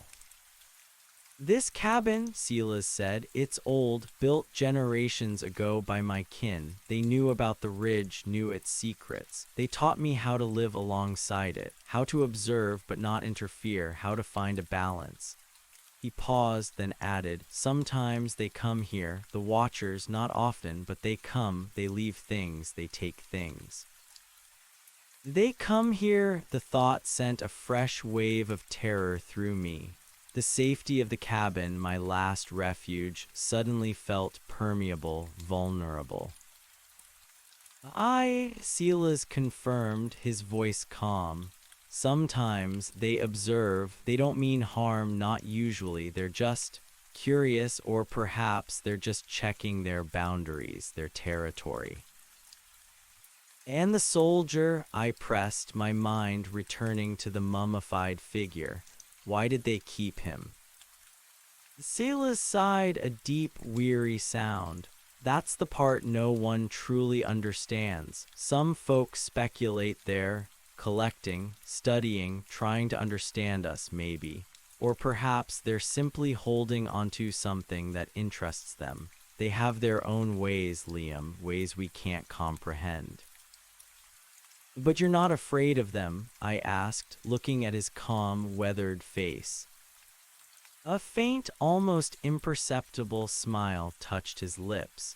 Afraid, boy, I've lived with fear my whole life, but you learn to respect what you don't understand. You learn to walk a careful path. They are not malicious, not in our human sense. They are simply alien, and what they do for reasons we cannot grasp. He picked up my map from the table, unfolded it. So you need to get out, that's clear, but it won't be easy. You're deep. And the taste they left you, it's a double-edged sword. You'll see things, feel things, but it also makes you vulnerable. They'll know where you are if they choose to look. They followed me last night, I said, recounting how the entity had appeared at my hiding spot and taken the apple. Selah's listened intently, nodding slowly. The apple, yes, it was important, a conduit perhaps, or simply something they wanted to reclaim. He tapped the map. You ran east, then south, you're roughly here. He pointed to a blank, unmapped section, far from any roads or marked trails. Nearest logging road is about 3 days hard trek, 4 with your injury.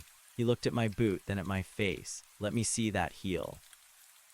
I pulled off my boot and sock, exposing the raw, angry blister. It was worse than I thought, already looking infected.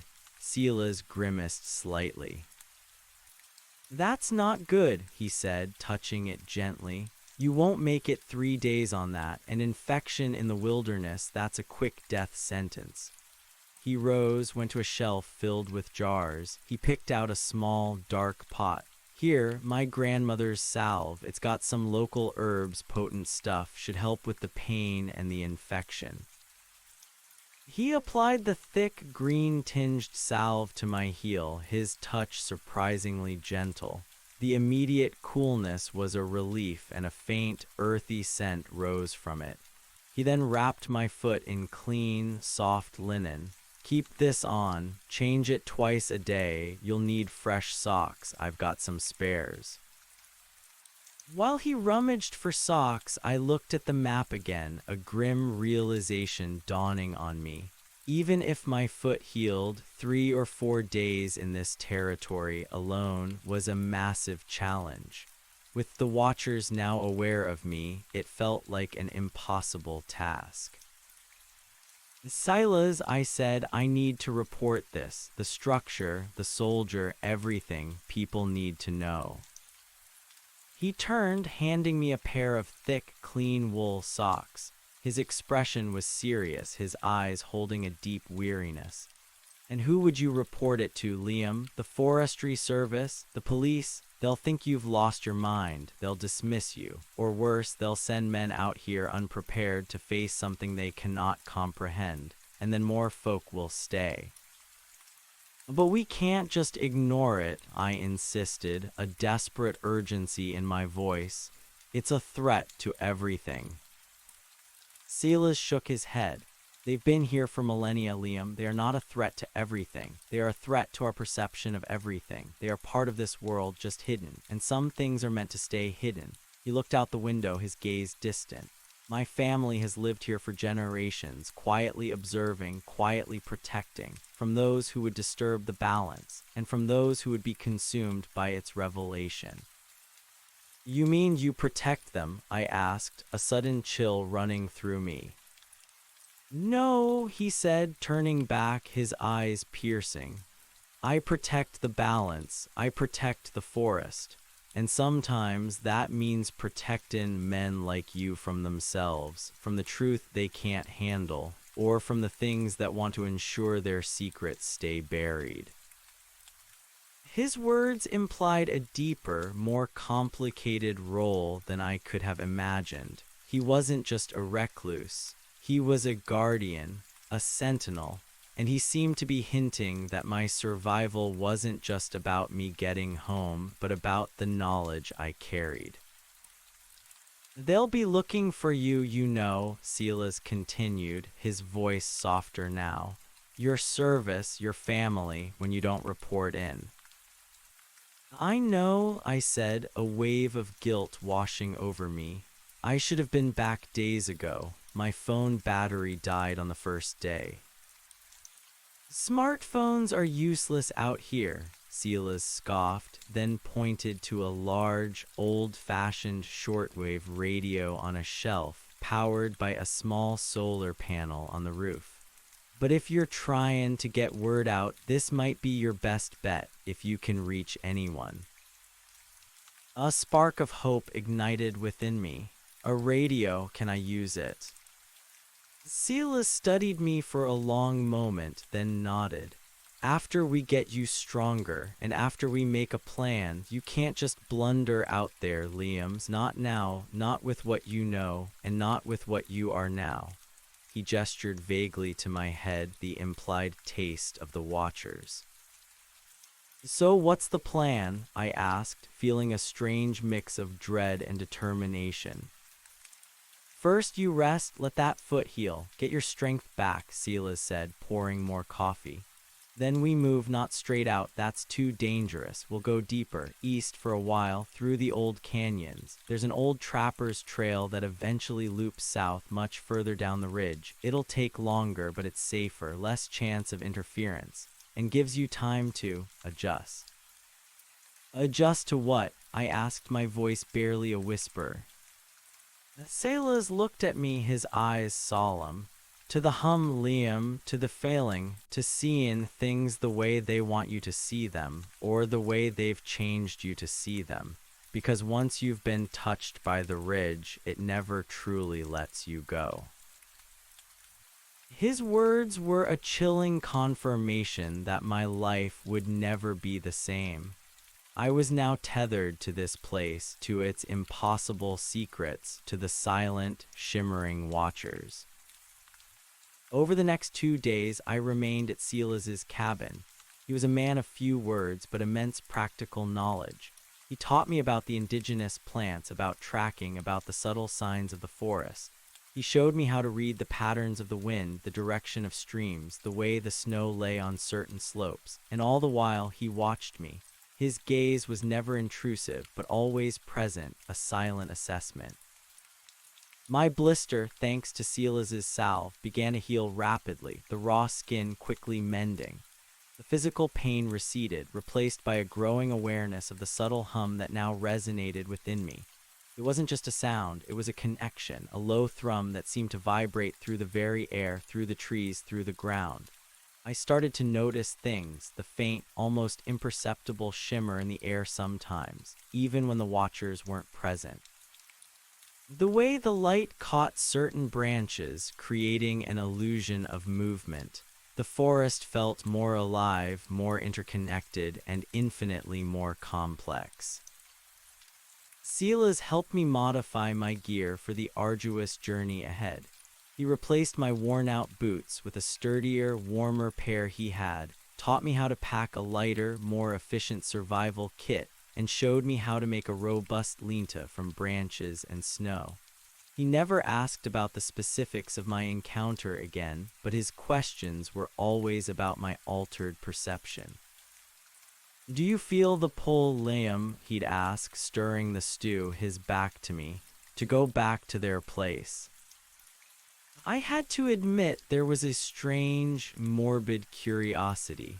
A part of me wanted to understand, to witness more of their impossible reality, but the terror was still stronger.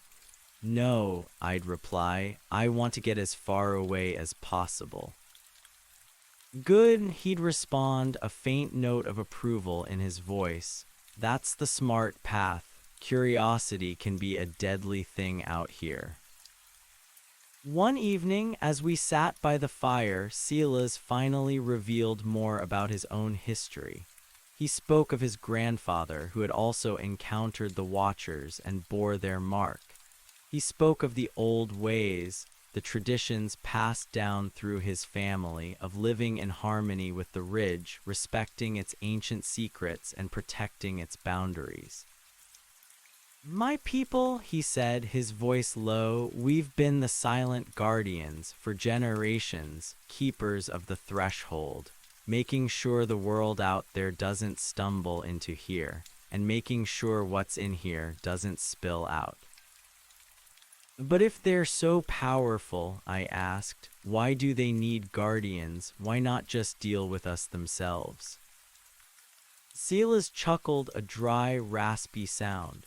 "They don't see us as a threat, Liam, not truly. We're ants, or perhaps curiosities. They have their own purpose, their own agenda. We're just background noise. But if enough ants start stirring up their nest, well, then things change. And that's where the balance comes in. We keep the ants quiet, and we make sure their nest stays hidden." He told me stories, old legends of the ridge, of strange lights in the sky, of men who wandered into the deep woods and were never seen again, or returned changed, speaking of impossible things. He spoke of a time when the Watchers were more active, more visible, before they receded, leaving only their subtle echoes, their living structures, and the apples. "The apples are key," he said. "They are a gift, a lure, a test, and sometimes a payment. They carry their essence, their presence. That's why the Watchers wanted yours back." "Why did they let me go then?" I asked, remembering the alien's silent retreat. "Why didn't they take me like the soldier?" Silas paused, stirring the embers. "Perhaps you didn't have what they truly desired. Perhaps the apple was enough for that moment. Or perhaps," he added, his voice dropping, "they saw something in you, something that made them hesitate. You carry their taste now. You're different. You're connected." The idea that I was somehow connected to these ancient, alien beings was both terrifying and strangely empowering. It explained the clarity, the heightened senses, the persistent hum. I was no longer just a bewildered outsider. I was now, in some way, marked. On the third morning, my foot was significantly better, almost fully healed. The pain was gone, and the skin was no longer raw. I felt stronger, more rested, and mentally sharper than I had been in days. But the anxiety about the journey ahead was still present, a cold knot in my stomach. "Ready to go, Liam?" Silas asked, already packing his own simple gear. A heavy axe, a hunting knife, a small pack filled with essentials. He didn't carry a rifle, I noticed, only a long, gnarled staff he used as a walking stick. "As I'll ever be," I replied, lacing up my borrowed boots. They fit perfectly, warm and sturdy. Before we left, Silas led me to his shortwave radio. "If you make it out," he said, "and you decide you have to tell someone, use this frequency." He rattled off a series of numbers. "It's an old, obscure channel, barely used, but someone might be listening, an old friend of my family. He might believe you, or he might just know what to do." "And if he doesn't?" I asked. Silas looked at me, his eyes grave. "Then you keep the secret, Liam, for your own good, for the good of the ridge, and for the good of those who are yet to come." He packed a generous supply of dried meat, pemmican, and hardtack into my pack, along with a small skin of purified water and a fresh supply of the healing salve. He made sure I had ample fire-starting materials, a good compass, and a detailed, hand-drawn map of the route he intended for us to take.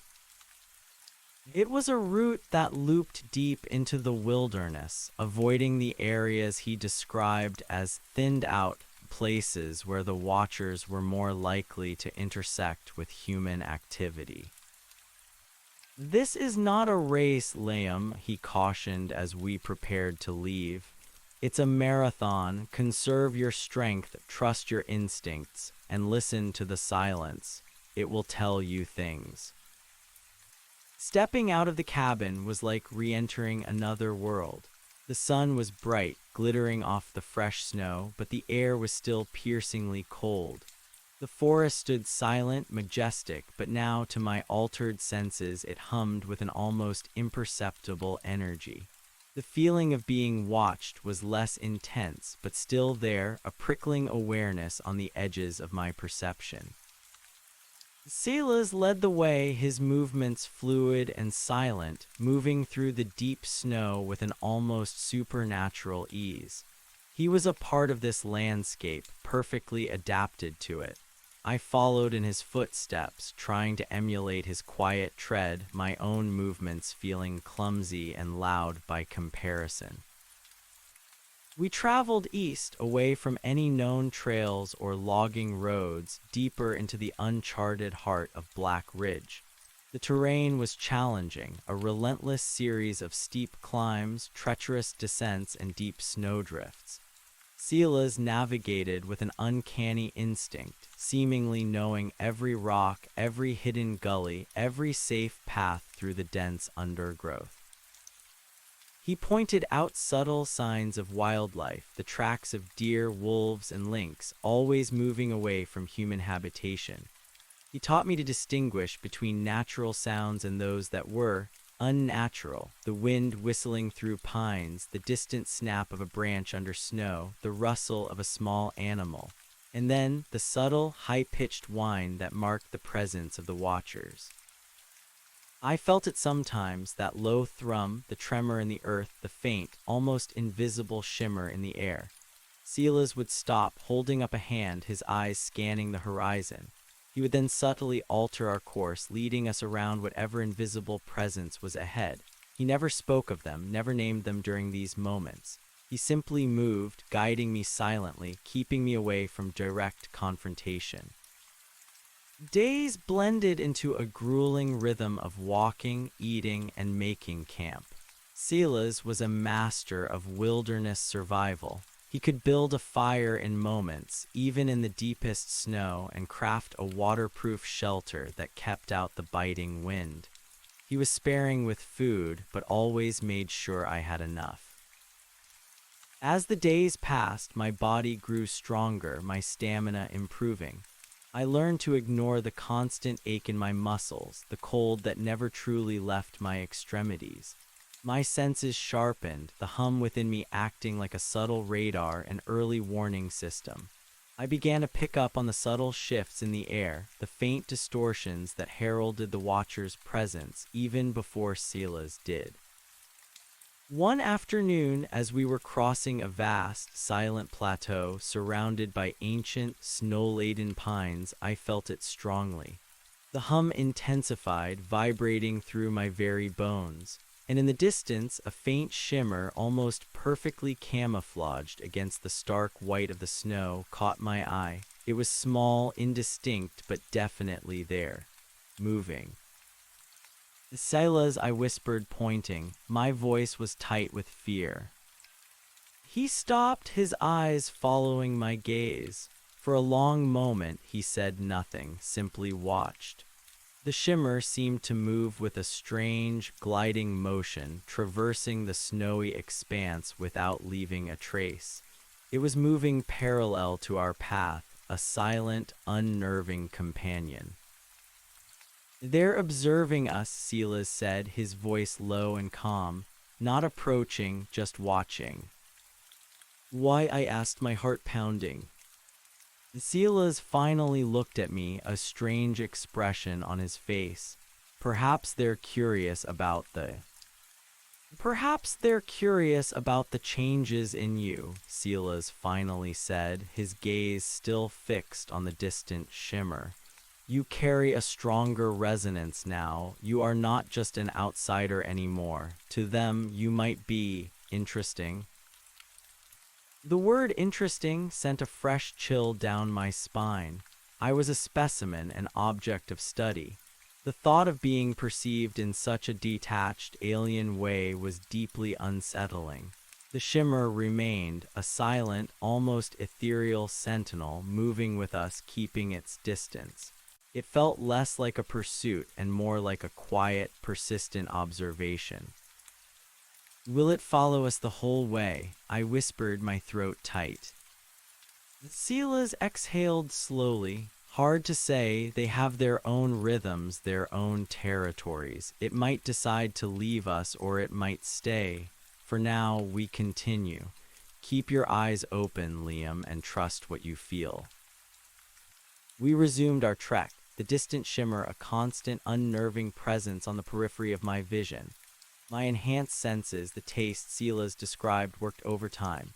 I could feel the subtle vibrations in the ground, the minute shifts in air pressure, the faint, high-pitched hum that seemed to emanate from the shimmer itself.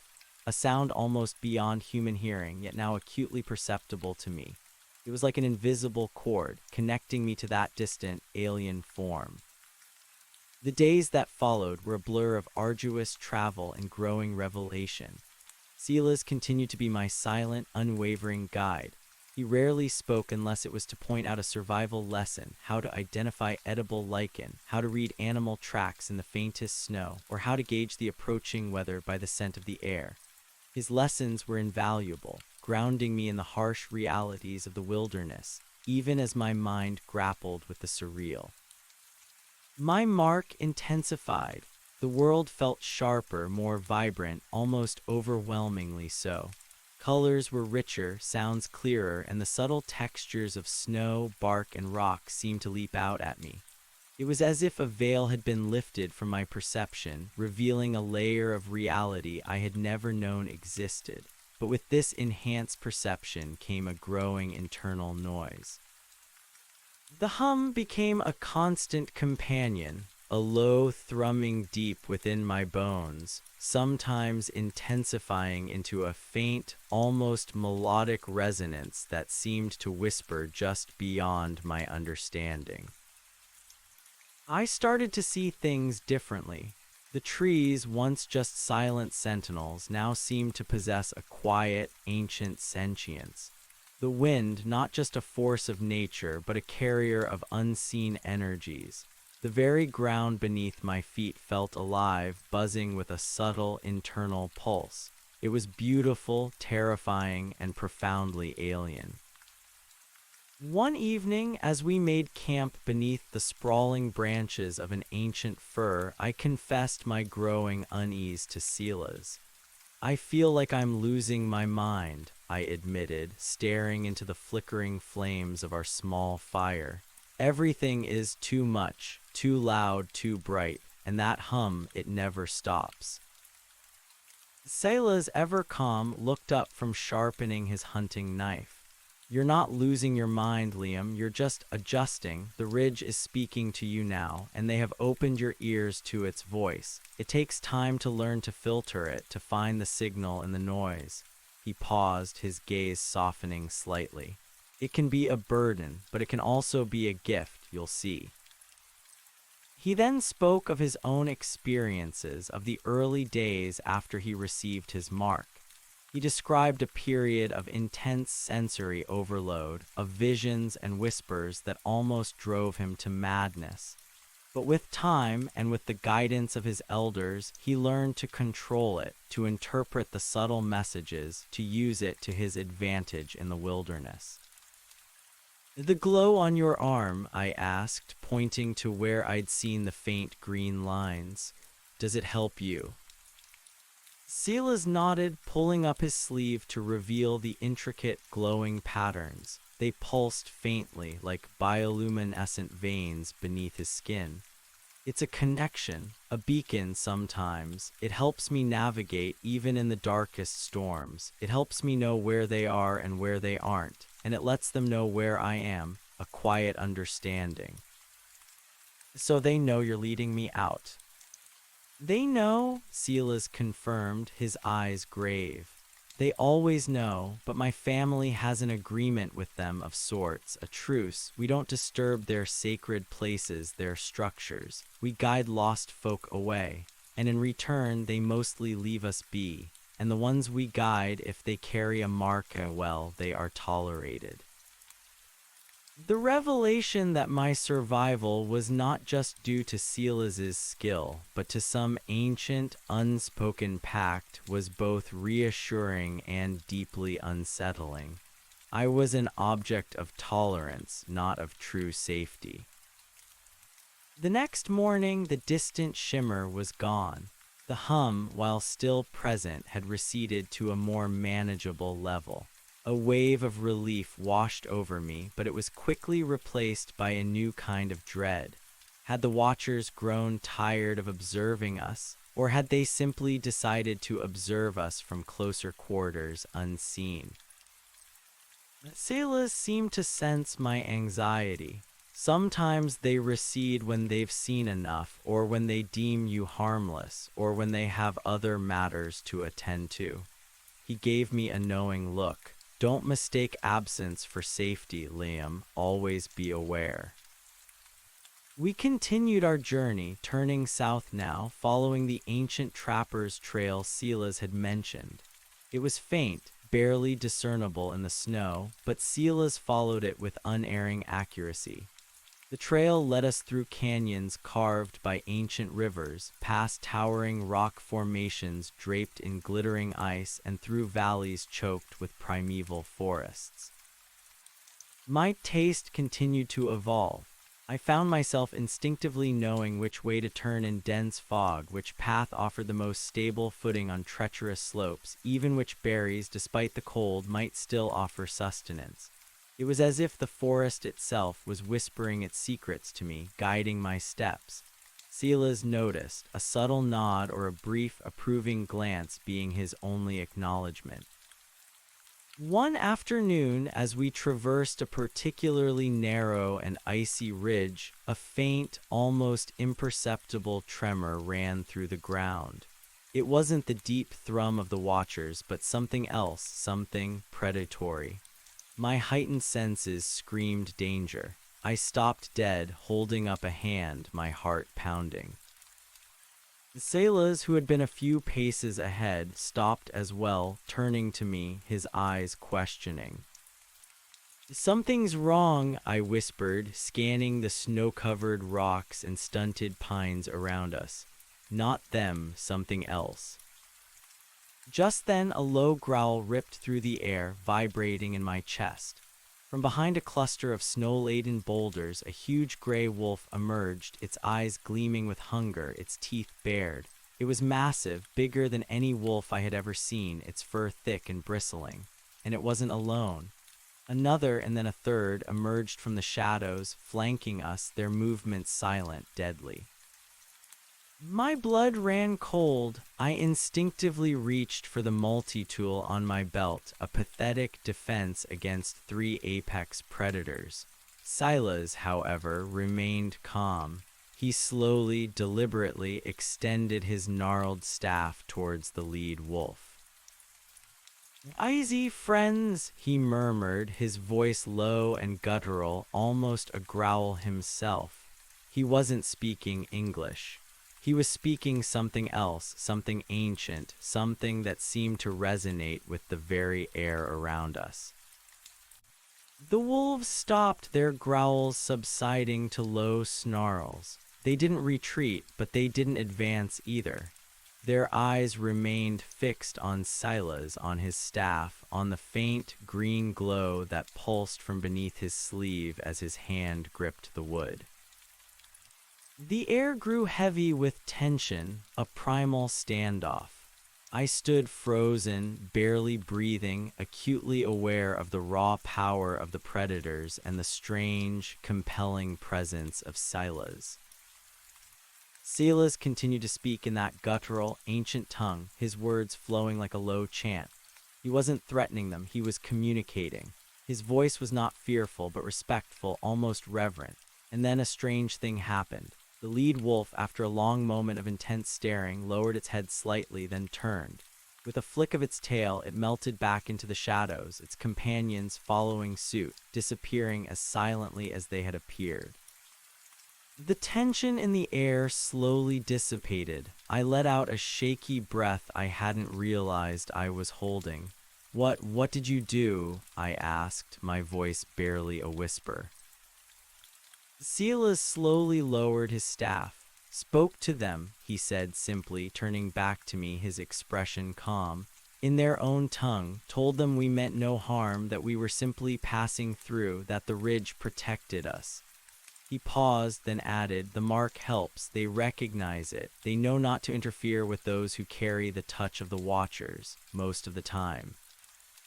Most of the time, I repeated, a fresh wave of fear washing over me. "Nature is unpredictable, Liam," he said, his eyes distant. "But the ridge has its own order, and sometimes its ancient wisdom carries more weight than teeth and claw." This encounter solidified my understanding of Silas's role. He wasn't just a survivalist, he was a bridge, a translator between worlds, between the human and the ancient, between the visible and the unseen. His mark was more than just a physical manifestation. It was a passport, a form of communication, a symbol of his place within the complex hierarchy of Black Ridge. As we continued our journey, I found myself instinctively imitating Silas's low-level awareness, trying to listen more closely to the silence, to interpret the subtle energies around us. My own taste was growing stronger, morphing into a constant, pervasive hum. I started to perceive not just the physical world, but its energetic undercurrents. I could feel the invisible flow of air currents, the subtle warmth of subterranean springs hidden beneath the snow, the intricate web of roots beneath the earth. It was a profound, overwhelming transformation. Days turned into more days, each one a grueling test of endurance. My body, once soft from a sedentary life, was now lean and hardened by constant effort. My mind, once cluttered with mundane worries, was now focused and sharp, attuned to the raw immediacy of survival. The pain from my blistered heel was long gone, replaced by the deep ache of muscles pushed to their limits, but even that felt different now, a testament to my growing strength rather than a source of suffering. The deeper we went into the canyonlands, the more ancient and untouched the forest became. Towering old-growth pines, centuries old, stretched towards the sky, their branches heavy with snow, forming vast, silent cathedrals. The air was impossibly still, save for the whisper of the wind through the highest branches, a sound like dry, distant voices. One afternoon, as we traversed a particularly deep and narrow canyon, the walls rising steeply on either side, I felt a familiar, unsettling presence. The hum intensified dramatically, not just within me, but resonating through the very rock walls around us. It was a deep, resonant thrum, almost like a heartbeat, vibrating through the earth. Silas stopped, his head cocked, listening. His eyes scanned the canyon walls, a grim set to his jaw. "They're close," he murmured, his voice barely audible above the rising hum.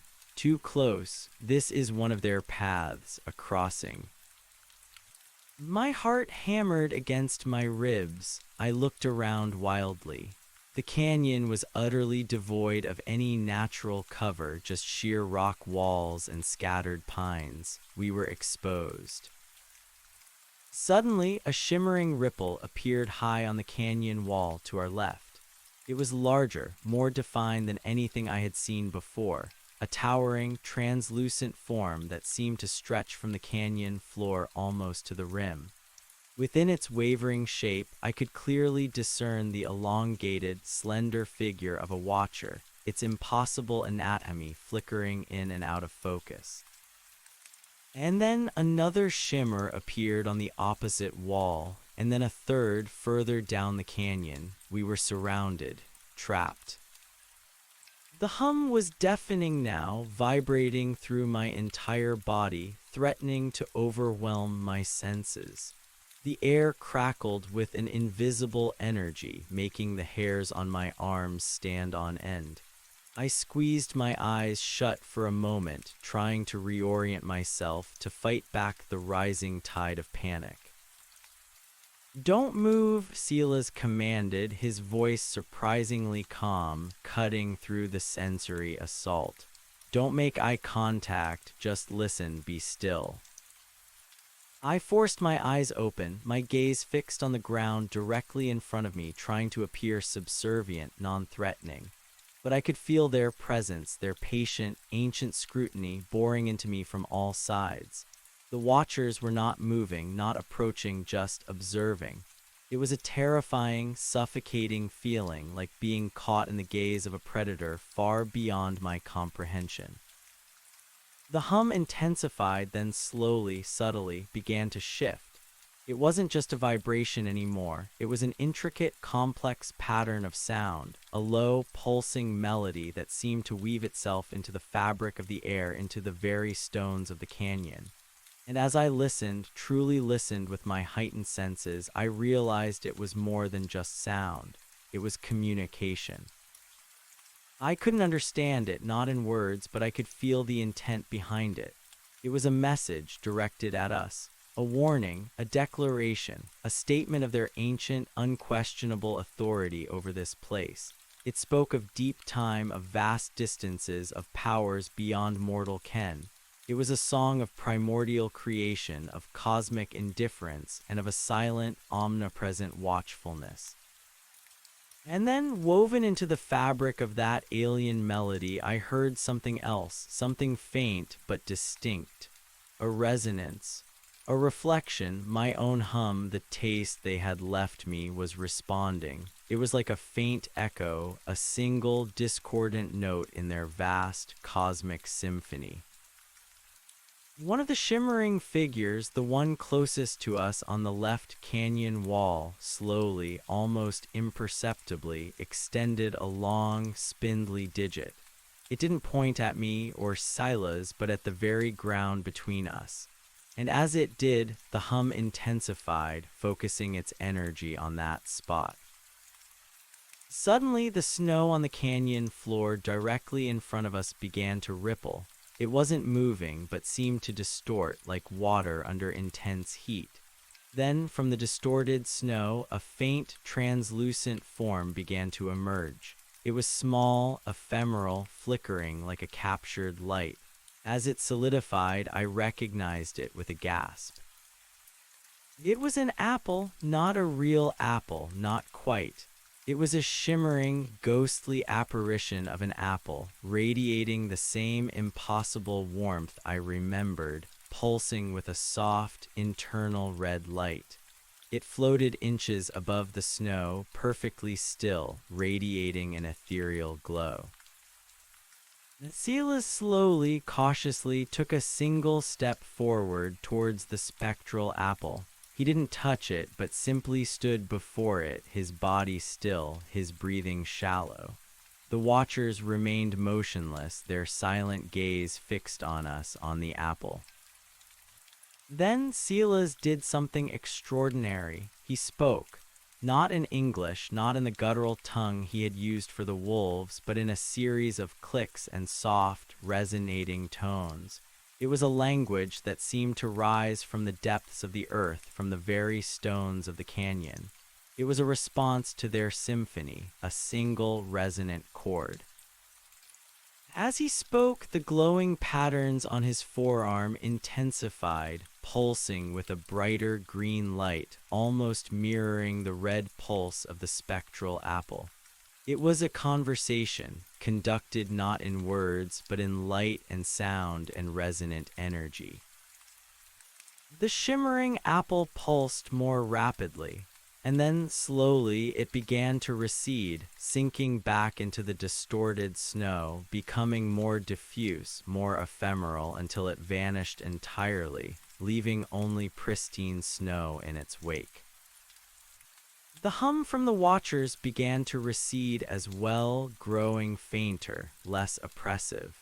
The shimmering figures on the canyon walls began to distort, to ripple, to become less defined.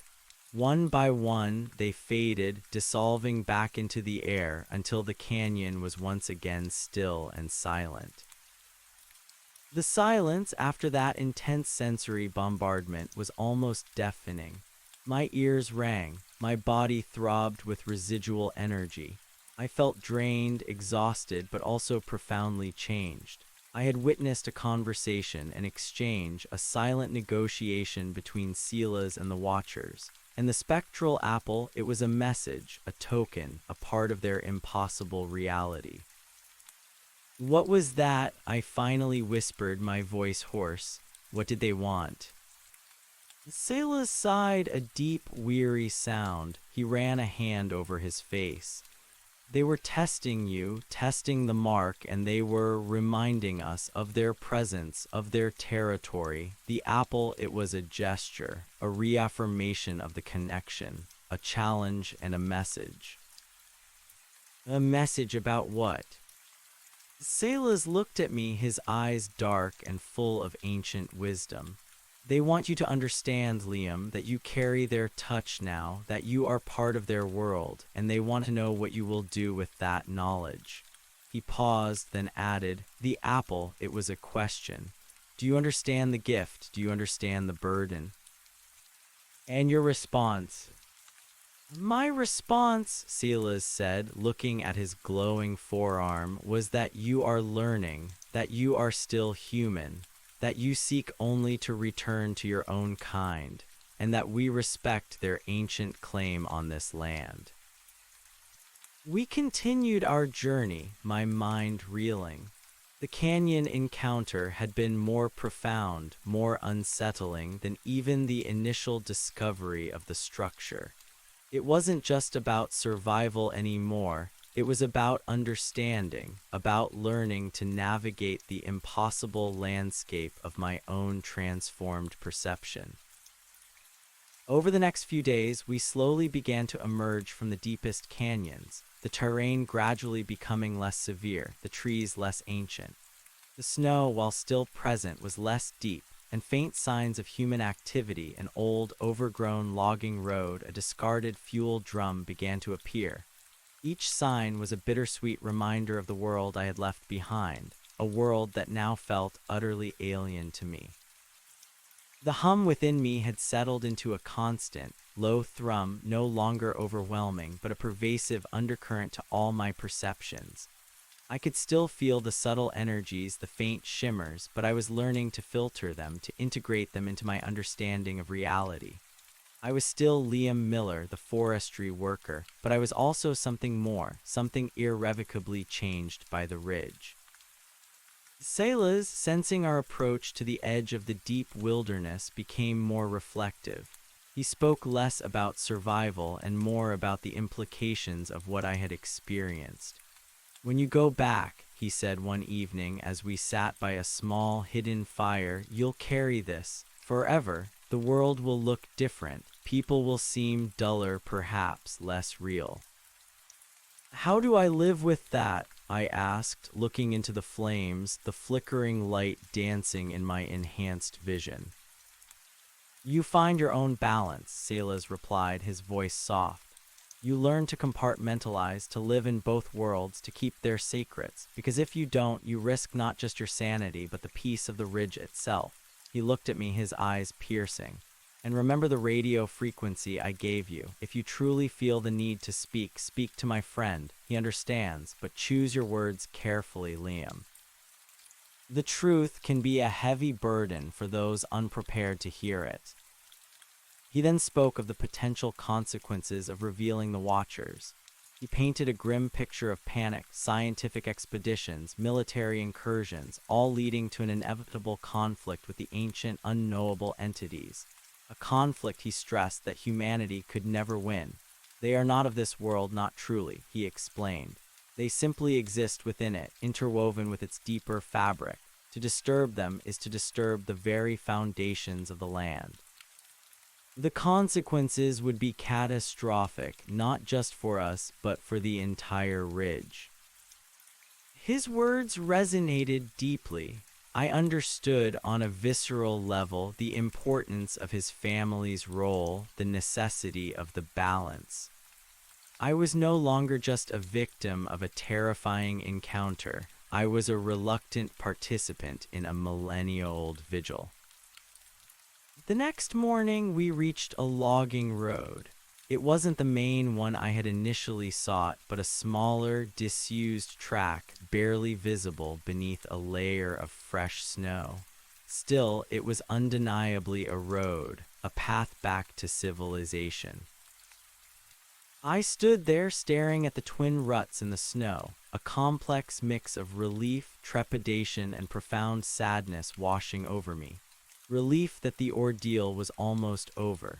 Trepidation about returning to a world that would now seem alien.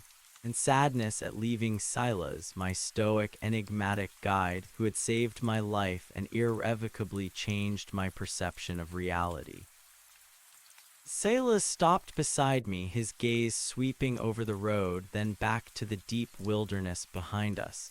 He didn't say goodbye, not in so many words. "This is your path now, Liam," he said, his voice low. "It will lead you back, but remember where you came from, remember the ridge, and remember the Watchers. They will always be a part of you now." He reached out and for the first time placed a hand on my shoulder. His touch was firm, calloused, and strangely comforting. The glowing lines on his forearm pulsed faintly beneath his sleeve, a silent testament to his connection. "Go," he urged, a hint of emotion in his usually impassive eyes.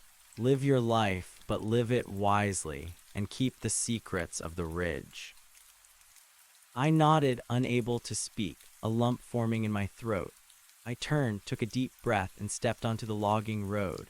Each step away from the wilderness, away from Silas, felt like a step further into a new, uncharted territory within myself. I looked back once. Silas was standing at the edge of the tree line, a solitary figure against the vast, silent backdrop of Black Ridge. He raised his hand in a slow, almost ritualistic gesture of farewell. Then, with a fluid, silent movement, he turned and disappeared into the dense pines, melting back into the ancient forest that was his home, his sanctuary, and his sacred charge. I walked for what felt like hours, following the faint tracks of the logging road. The hum within me was still present, a constant reminder of where I had been, of what I had become. The air felt thinner, less alive than in the deep woods. The trees seemed less vibrant, the sky less immense. It was as if the colors had been muted, the sounds dampened, the very essence of life diminished. But as I walked, I also noticed other things. A faint, metallic taste in the air, exhaust fumes from a distant vehicle. The distant, almost imperceptible drone of an engine.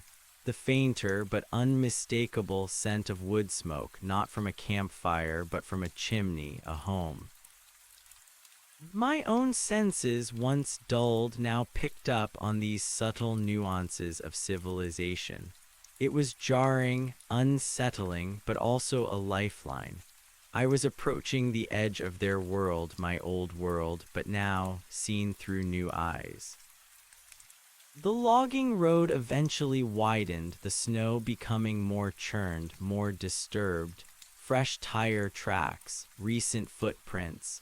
And then through a break in the trees I saw it, a clearing, and in the clearing a parked truck, a familiar logo on its side, the Black Ridge Forestry Service. My heart leaped, rescue, the end of the ordeal. But with it came a wave of conflicting emotions.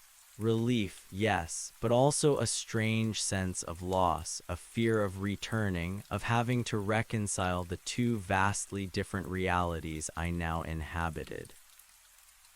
As I stepped into the clearing, a man emerged from the cab of the truck, stretching. He was dressed in a forestry uniform, just like mine, but clean, untattered. He had a thermos in his hand, steam rising from it. He saw me, and his eyes widened in shock. The thermos clattered to the snow. Liam Miller, my God, man, we thought you were dead, he exclaimed, rushing towards me, his face a mixture of disbelief and profound relief. He was a younger guy, a new recruit I vaguely recognized from the office. He stopped a few feet from me, his initial relief giving way to a more cautious appraisal. His eyes scanned my gaunt face, my torn clothes, the strange, distant look in my eyes. He saw the transformation, though he couldn't understand it. I got lost, I managed, my voice still hoarse, rough from disuse. The storm, I just kept going. He was babbling now, pulling out his radio, calling in. He's alive, Liam Miller's alive, Code Red is cancelled, I repeat, Code Red is cancelled. He's here at the North Logging Access near the old Oakhaven Trail. He looks rough, but he's alive. The crackle of the radio, the urgency in his voice, the mundane details of Code Red and North Logging Access all felt profoundly unreal. I was here in their world, but I was no longer truly of it. I stood there, shivering despite the rising sun, watching the frantic activity, feeling like an observer, a ghost. Soon the clearing was filled with activity. A snowmobile arrived, then another. More forestry workers, relief on their faces, but also a lingering suspicion, a questioning gaze. They offered me water, an energy bar, a thermal blanket. They asked questions, a barrage of them, about where I'd been, what I'd seen, how I'd survived. I gave them a truncated version of the truth. Lost in the storm. Injured my foot. Found an old trapper's cabin. The occupant, a recluse named Silas, had taken me in, nursed me back to health, and guided me to the logging road. It was all true in a way, but it omitted the watchers, the alien structure, the mummified soldier, the apples, and the profound, irreversible transformation I had undergone. They listened, their expressions a mix of awe and skepticism. A trapper's cabin and a man named Silas. No one lives that deep in the ridge, Miller. Not for generations. We've surveyed every inch of this sector. I just shrugged, feigning exhaustion. He was there. He helped me. I knew they wouldn't believe me, and I also knew it was better they didn't. Silas's secrets, the ridge's secrets, were too dangerous to share. They put me on a snowmobile, wrapped in blankets, and sped me towards the nearest ranger station. The ride was bumpy, disorienting. The snow-covered landscape flashed by, no longer vibrant and alive, but a monotonous blur. The hum within me was still present, a constant echo, a reminder of the other reality I now carried. At the ranger station, I was met by paramedics, a doctor, and more forestry officials. A flurry of medical examinations, debriefings, and bureaucratic procedures. They checked my vitals, scanned me for injuries, listened intently to my story, writing everything down. They found no obvious signs of frostbite, no severe injuries beyond my now-healed blister. My mental state was deemed remarkably stable given the circumstances, though they noted my unusual calm and distant affect. "You're a lucky man, Miller," the doctor said, peering at me over his glasses. "Most don't come out of the deep ridge in winter, and certainly not looking this robust." He paused, then added, "Anything else you want to tell us, Liam? Anything you're holding back?" His gaze was sharp, probing. I met his gaze, my own eyes now sharpened by the watcher's mark, seeing a layer of subtle anxiety in his expression, a flicker of something he couldn't quite name.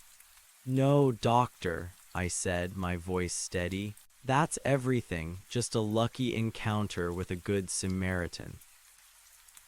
He nodded slowly, unconvinced, but seemingly accepting my answer.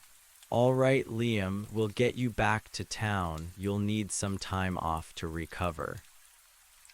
The drive back to my apartment in the nearest town was a blur. The familiar streets, the bustling shops, the cars, the people, it all seemed flattened, muted, almost artificial. The noise was overwhelming, a cacophony of trivial sounds that assaulted my heightened senses. The subtle scent of exhaust, cheap perfume, and processed food was jarring after the clean, crisp air of the ridge. My apartment felt small, confining, alien. The walls seemed to press in on me. The silence, after the constant hum of the wilderness, was jarring, incomplete. I longed for the vast, ancient quiet of the canyons, for the vibrant hum of the watchers. I tried to resume my life. I reported back to the Forestry Service, was given a hero's welcome of sorts, and a mandated leave of absence. I tried to talk to my friends to explain where I'd been, but their faces swam before me. Their concerns seemed trivial, their understanding limited.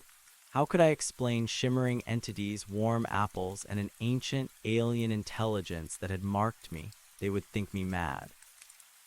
The mark was still there, the persistent hum, the heightened senses. It was a constant reminder, a subtle, invisible tether to Black Ridge.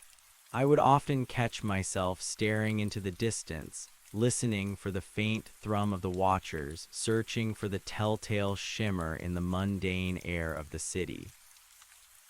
One night, unable to sleep, overwhelmed by the sensory input of the city and the profound quiet of my apartment, I sat by the window, staring out at the distant, dark silhouette of the Black Ridge Mountains. They loomed on the horizon, a constant, silent presence, guardians of impossible secrets.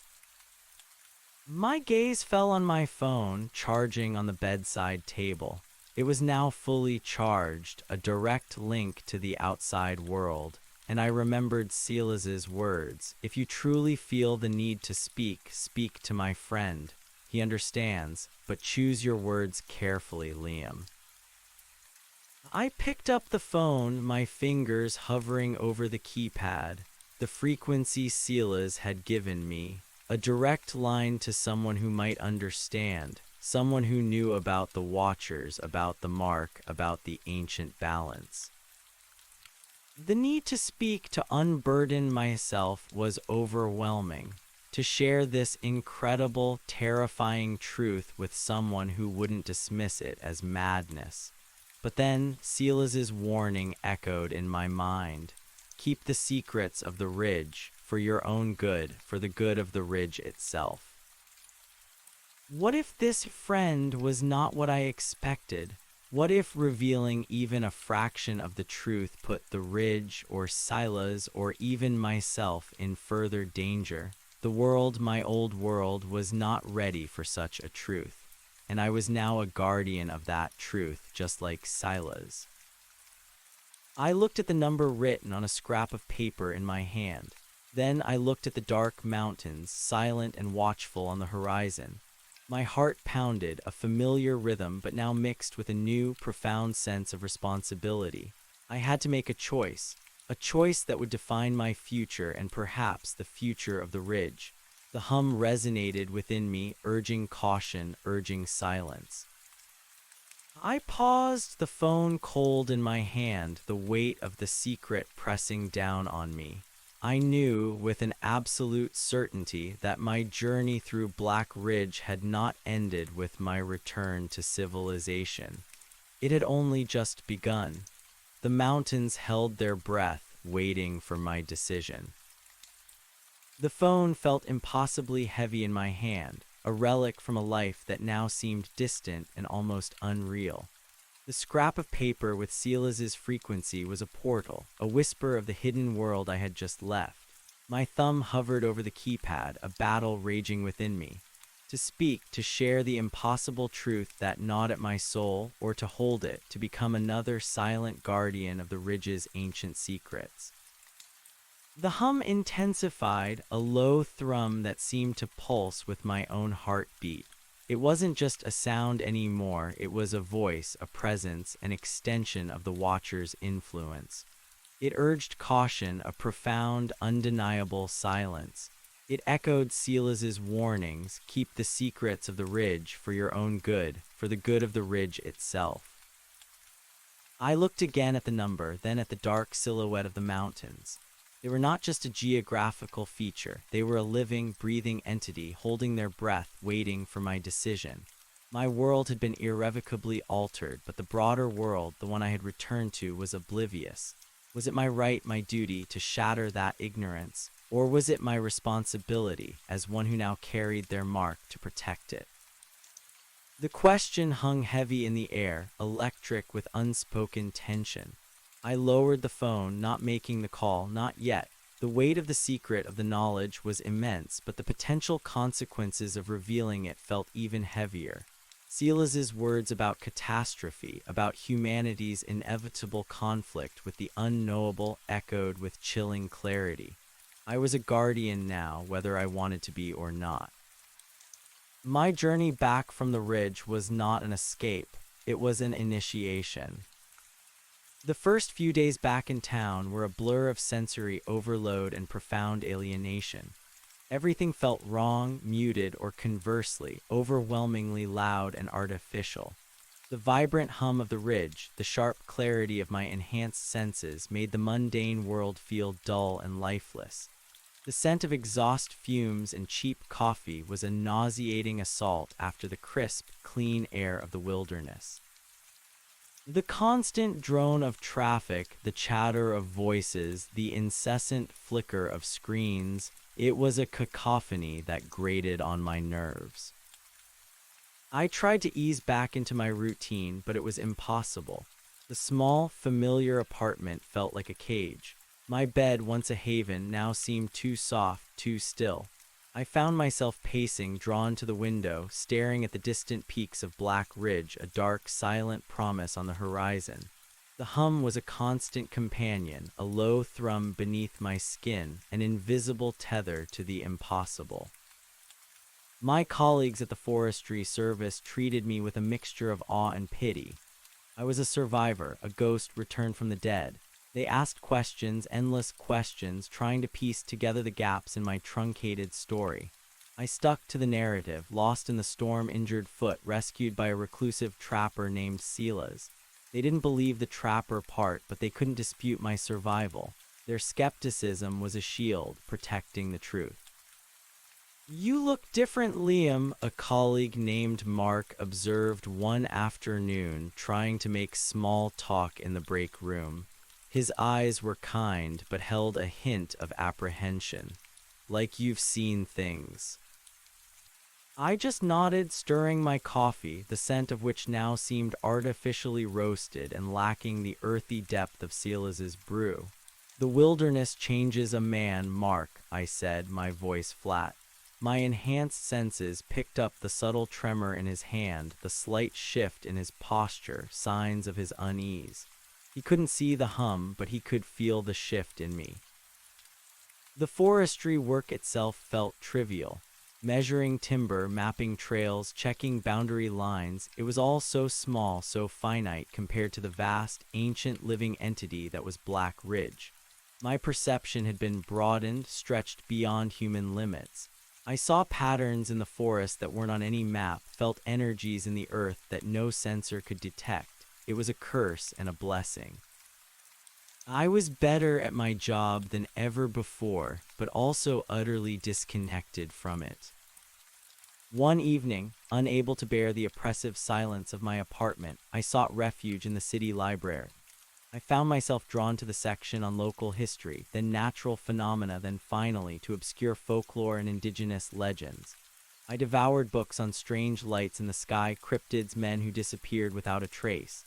I searched for any mention of a Silas or watchers or shimmering structures. Nothing concrete, just whispers, half-truths, and dismissals. The ridge's secrets were well kept.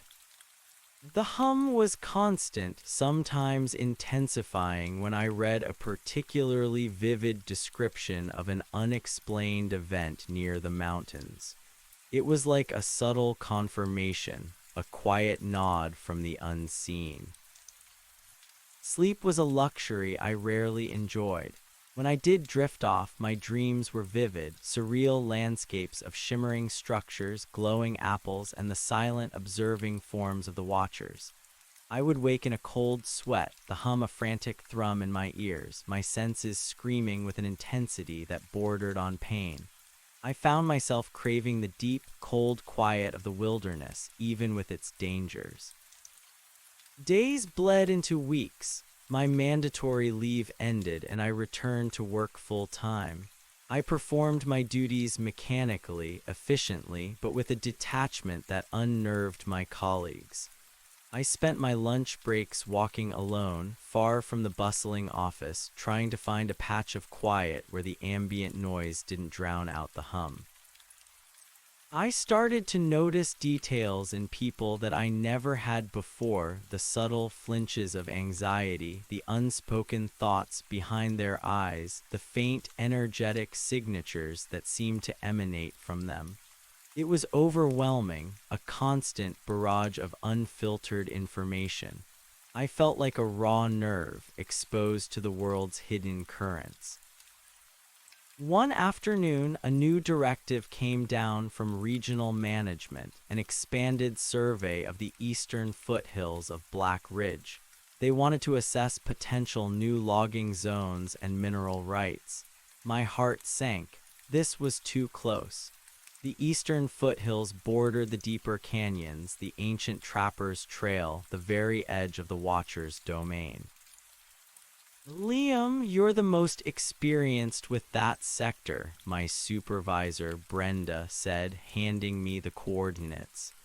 She was a no-nonsense woman, but her brow was furrowed with a familiar, unspoken concern.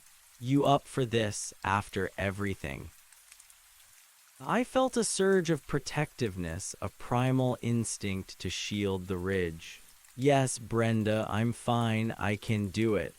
My voice was calm, steady, too calm, perhaps. The next morning, I packed my gear, my old equipment now supplemented by the practical, efficient items Silas had helped me acquire. I even brought the borrowed boots, now broken in and comfortable, a tangible link to my time in the wilderness. The compass, the hand-drawn map, they were all carefully stowed. I left my phone at home. It felt like a useless artifact in the face of what awaited me. As I drove towards the foothills, the familiar landscape began to transform. The mundane towns gave way to sparse settlements, then isolated cabins, then nothing but endless forest. The air grew cleaner, colder. The hum within me intensified, a welcoming thrum that resonated with the approaching wilderness. It was like coming home, even as a part of me dreaded what I might find. My mission was a legitimate forestry survey, but my true purpose was different. I was a sentinel.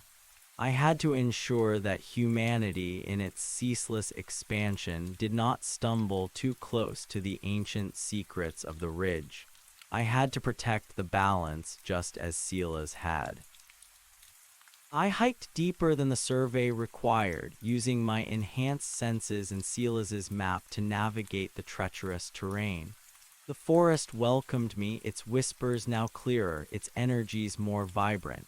I saw the shimmer sometimes, a faint ripple in the distant air, a fleeting ghost at the edge of my vision.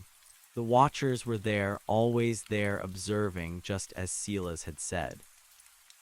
I carefully marked areas, sometimes deviating from the official survey grid to lead any future expeditions away from what I knew were dangerous zones. I felt the pulse of subterranean springs, the hidden paths of ancient wildlife, the subtle energetic nodes where the ridge's power felt strongest. These were the places to avoid, the places where the veil between worlds felt thinnest. One afternoon, deep in a valley where the old-growth pines grew particularly thick, I stumbled upon something that froze my blood. It wasn't one of the watchers, not directly. It was a recent human encampment. A small, crude lean-to, a recently extinguished fire pit, and scattered around it, equipment that sent a fresh wave of dread through me. not forestry gear. This was more specialized. Geiger counters, ground-penetrating radar. Communications equipment, far more sophisticated than anything our service used. This wasn't a recreational camping trip. This was an expedition, a deliberate search. My heart hammered against my ribs, a primal fear mixing with a chilling premonition. Had someone else stumbled onto the truth, or were they actively looking for it? I scanned the area, my senses on high alert. No immediate presence. They had left but recently. The hum within me was frantic, a blaring alarm. I knelt, examining the fire pit, still warm. The ground was disturbed not just by footprints but by heavy equipment being dragged. They were digging, and they were heading deeper, towards the very heart of the ridge, towards the unmapped territory Silas had warned me about, towards the structures. Panic surged. This was exactly what Silas had feared. Humans, unprepared, blundering into the Watcher's domain, disturbing the balance. I had to act. I couldn't just report this to the Forestry Service. They wouldn't understand the true gravity. They would send in more people, more equipment, escalating the intrusion. I pulled out the hand-drawn map Silas had given me. His route was etched in my mind, but this new threat demanded a different approach. I traced a path deeper into the restricted zone, towards the area where the equipment tracks led. I had to intercept them. I had to warn them or stop them. The familiar dread returned, but it was overshadowed by a fierce resolve. I was no longer just trying to survive, I was trying to protect. I moved with a renewed urgency, my senses guiding me, following the faint traces of the expedition. They were not as subtle as Silas, their movements leaving clear signs in the snow and undergrowth. I pushed myself, drawing on the enhanced stamina the ridge had gifted me, covering ground faster than any normal human could. The hum was a constant pulse, a guide, leading me deeper into the labyrinthine wilderness. As I pressed on, the terrain became more challenging, the forest denser, the canyon steeper. I recognized familiar landmarks from my journey with Silas, the gnarled firs, the towering rock formations. I was entering the heart of the Watcher's territory, moving towards the very place I had fled from. After what felt like an eternity, I began to pick up on clearer signs of the expedition. The faint scent of human sweat, the distant crackle of a radio, the muted thud of digging, they were close. The hum within me vibrated with an intense, almost painful urgency. I crept forward cautiously, using the dense undergrowth and snowdrifts for cover, relying on my sharpened senses. Through a break in the trees, I saw them, an encampment larger than I had anticipated.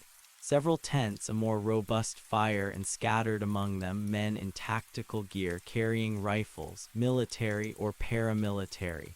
This wasn't a casual survey, this was an armed operation. My blood ran cold. This was far more dangerous than I had imagined. These were not innocent forestry workers. These were professionals trained for combat, operating with a clear objective. And that objective, I realized with sickening certainty, was the Watchers. I hid behind a cluster of snow-laden pines, observing them. There were at least a dozen men, well-equipped, moving with practiced efficiency. They had set up a perimeter, digging trenches, camouflaging their tents. They were preparing for something. One man, clearly the leader, stood apart, studying a holographic map projected from a device on a portable table. I strained my enhanced hearing, trying to catch fragments of their conversation. The hum within me sharpened, translating not words but intent. They spoke of anomalies, energy signatures, extraction points. And then I heard it, a word that sent a shiver down my spine: Project Chimera. Project Chimera, the name resonated with an ominous finality. This wasn't just about discovery, it was about exploitation, control. They were here to take something, to harness the power of the Watchers, oblivious to the ancient balance they were so carelessly disturbing. I watched as they began to set up more equipment, large, complex devices that whirred and clicked, their metallic scent cutting through the crisp forest air. These were not designed for observation, they were designed for disruption, for penetration. The hum within me became almost unbearable, a high-pitched whine that threatened to overwhelm my mind. It was a cry of alarm, a deep, primal protest from the ridge itself. The Watchers knew, they were aware of this intrusion. I had to do something, but what? I was one man, armed only with a hunting knife and the wisdom of Silas against a dozen armed, trained soldiers. Direct confrontation was suicide, but letting them continue was catastrophic. I remembered Silas's words, "You learn to respect what you don't understand. You learn to walk a careful path." These men clearly had no respect, no understanding. They would blunder ahead and the consequences would be dire. A plan, desperate and reckless, began to form in my mind. I couldn't fight them, but I could misdirect them.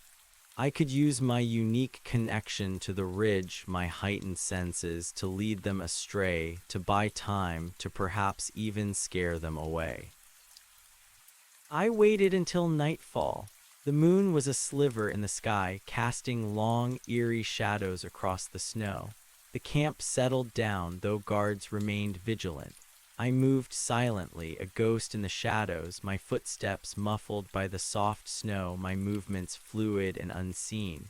The hum was my guide, masking my presence, allowing me to blend seamlessly with the environment. I crept towards the edge of their perimeter where the forest was thickest. My target, their communication equipment. If I could disrupt their ability to report back, to receive orders, it would create chaos, confusion. I moved with the predatory grace I had learned from observing Silas, from listening to the forest. I felt the subtle shifts in the wind, the vibrations in the ground. The Watcher's mark pulsed faintly on my skin, a silent assurance, a connection to the deeper energies of the ridge.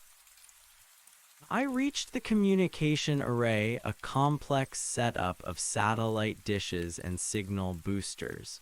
A single guard stood nearby, his breath pluming in the cold air, his rifle held loosely. I could feel his boredom, his complacency. My senses heightened. I became one with the cold, the shadows, the silence. I found a heavy, snow-covered branch, its weight substantial. With a sudden burst of speed, I launched it towards a nearby tree, creating a loud crack that echoed through the otherwise silent night. The guard startled, spinning around, rifle raised. "Who's there?" he shouted, his voice tight with alarm. He fumbled for his flashlight, shining it wildly into the trees away from me. In that brief moment of distraction, I moved. I grabbed a fist-sized rock, then swiftly, silently, brought it down on the main antenna of the communication array. A sharp crunch of bending metal, a shower of sparks, and then silence. The array was crippled. I didn't wait. I melted back into the shadows, moving deeper into the forest, leaving the startled guard to discover the damage. I heard his frantic shouts, the alarm being raised in the camp. My heart pounded, but a grim satisfaction settled within me. First step complete. They were now isolated, cut off. I continued my retreat, putting distance between myself and the increasingly agitated camp. The hum within me pulsed, a frantic rhythm now, acknowledging the danger but also the success. I felt a surge of exhilaration, a clarity of purpose I hadn't felt since leaving the ridge.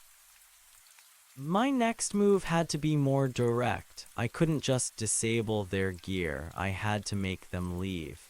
And to do that, I needed to leverage the true power of the ridge. I found a hidden vantage point on a rocky outcrop overlooking a narrow pass, a natural choke point that led deeper into the canyon lands. This was a path they would likely take, trying to bypass the communication blackout and continue their mission. I settled in, waiting. The cold was biting, but I barely felt it. My body was acclimated, hardened. My mind was sharp, focused. I drew on the energies of the ridge, the hum expanding, radiating outwards, a subtle echo of the Watcher's presence. I was trying to become a conduit, a whisper of the ancient power that held this place. Hours passed. The sky began to lighten, a faint gray wash over the eastern horizon. And then I saw them. A small detachment of soldiers, perhaps half a dozen, picking their way through the pass below. They were moving with caution, their rifles at the ready, clearly unnerved by the night's events. Now was the time. I closed my eyes, focusing on the hum within me, on the connection to the ridge. I imagined the shimmering forms of the Watchers, their silent observation, their vast power. I tried to project that feeling, that presence outwards. I began to hum myself, a low, resonant note mimicking the thrum I felt inside. It was a strange, almost guttural sound born of instinct and desperation. As I hummed, the air around me began to subtly shift. A faint, almost imperceptible shimmer appeared, not a watcher, but an echo of their presence, a distortion in the very fabric of reality. The soldiers below stopped. Their leader, a grizzled man with a scarred face, held up a hand. "Did you feel that?" he whispered, scanning the rocks and trees. "A tremor." Another soldier nervously gripped his rifle. "Thought I heard something, sir, a sort of buzzing." I intensified my efforts, focusing all my will, all my newfound perception. The shimmer around me grew more distinct, a faint, translucent ripple in the air. The hum resonated more powerfully, bouncing off the canyon walls, amplifying, distorting, becoming something truly unsettling. A small rock, dislodged by the vibrational energy, tumbled down the canyon wall, landing with a soft thud near the soldiers. They flinched, raising their weapons, their eyes wide with unease. Then I did something I had observed the Watchers do. I focused the energy. I reached out with my mind, with my mark, and I tried to create an apple. Not a real apple, not the spectral one Silas had conjured, but an illusion, a suggestion, a raw projection of their essence. A faint, almost invisible light began to coalesce in the air above the soldiers, directly in their path. It was red, a soft, pulsating crimson, barely visible against the gray dawn. It wasn't solid, but it radiated an impossible warmth, a palpable presence that prickled their skin. "What in God's name is that?" one of the soldiers gasped, his voice a strained whisper. The leader stared at the floating red light, his face pale beneath his scar. He was a man of action, of combat, but this was something beyond his training, beyond his comprehension. He saw the terror in his men's eyes and felt it, a cold knot in his own stomach. The light pulsed, growing brighter, more defined, though still ethereal. It took on the rough shape of an apple, shimmering, radiating that alien warmth. It was a perfect, terrifying manifestation of the unknown. The soldiers backed away slowly, their faces masks of fear. Their leader, after a long, tense moment, finally gave the order, fall back now." They turned and retreated, their disciplined formation dissolving into a panicked scramble. They didn't run, but their retreat was swift and urgent, their eyes darting back at the impossible, shimmering apple. I watched them go, a profound sense of exhaustion washing over me. The hum within me receded, the shimmer dissipated, leaving only the cold, still air of the canyon. My head throbbed and my body felt drained, as if I had poured every ounce of my being into that singular act of projection. I had used the Watcher's own language, their own signature, against these intruders. I had become a conduit, a mimic. I was learning to wield the taste, to manipulate the energies of the ridge. I rested for a long moment, catching my breath, the adrenaline slowly receding. My heart still hammered, but it was a triumphant beat. I had stopped them, at least for now, but I knew this wouldn't be the end. They would report back, even with crippled communications. They would send more, stronger, more prepared. I had to get back to their main camp to see if the main body of the expedition was retreating or if they were still digging. My mind raced, trying to formulate a new plan. I couldn't just scare them once and be done with it. I had to make this place seem utterly hostile, impossibly dangerous, beyond any human capacity to conquer. I cautiously circled back towards their main encampment. The sun was now fully risen, casting long shadows across the snow. As I approached, I saw a flurry of activity. The soldiers were frantically packing up their gear, dismantling tents, rushing to load their equipment onto snowmobiles. The communication array, though damaged, was still partially functioning, enough to receive an urgent order to retreat.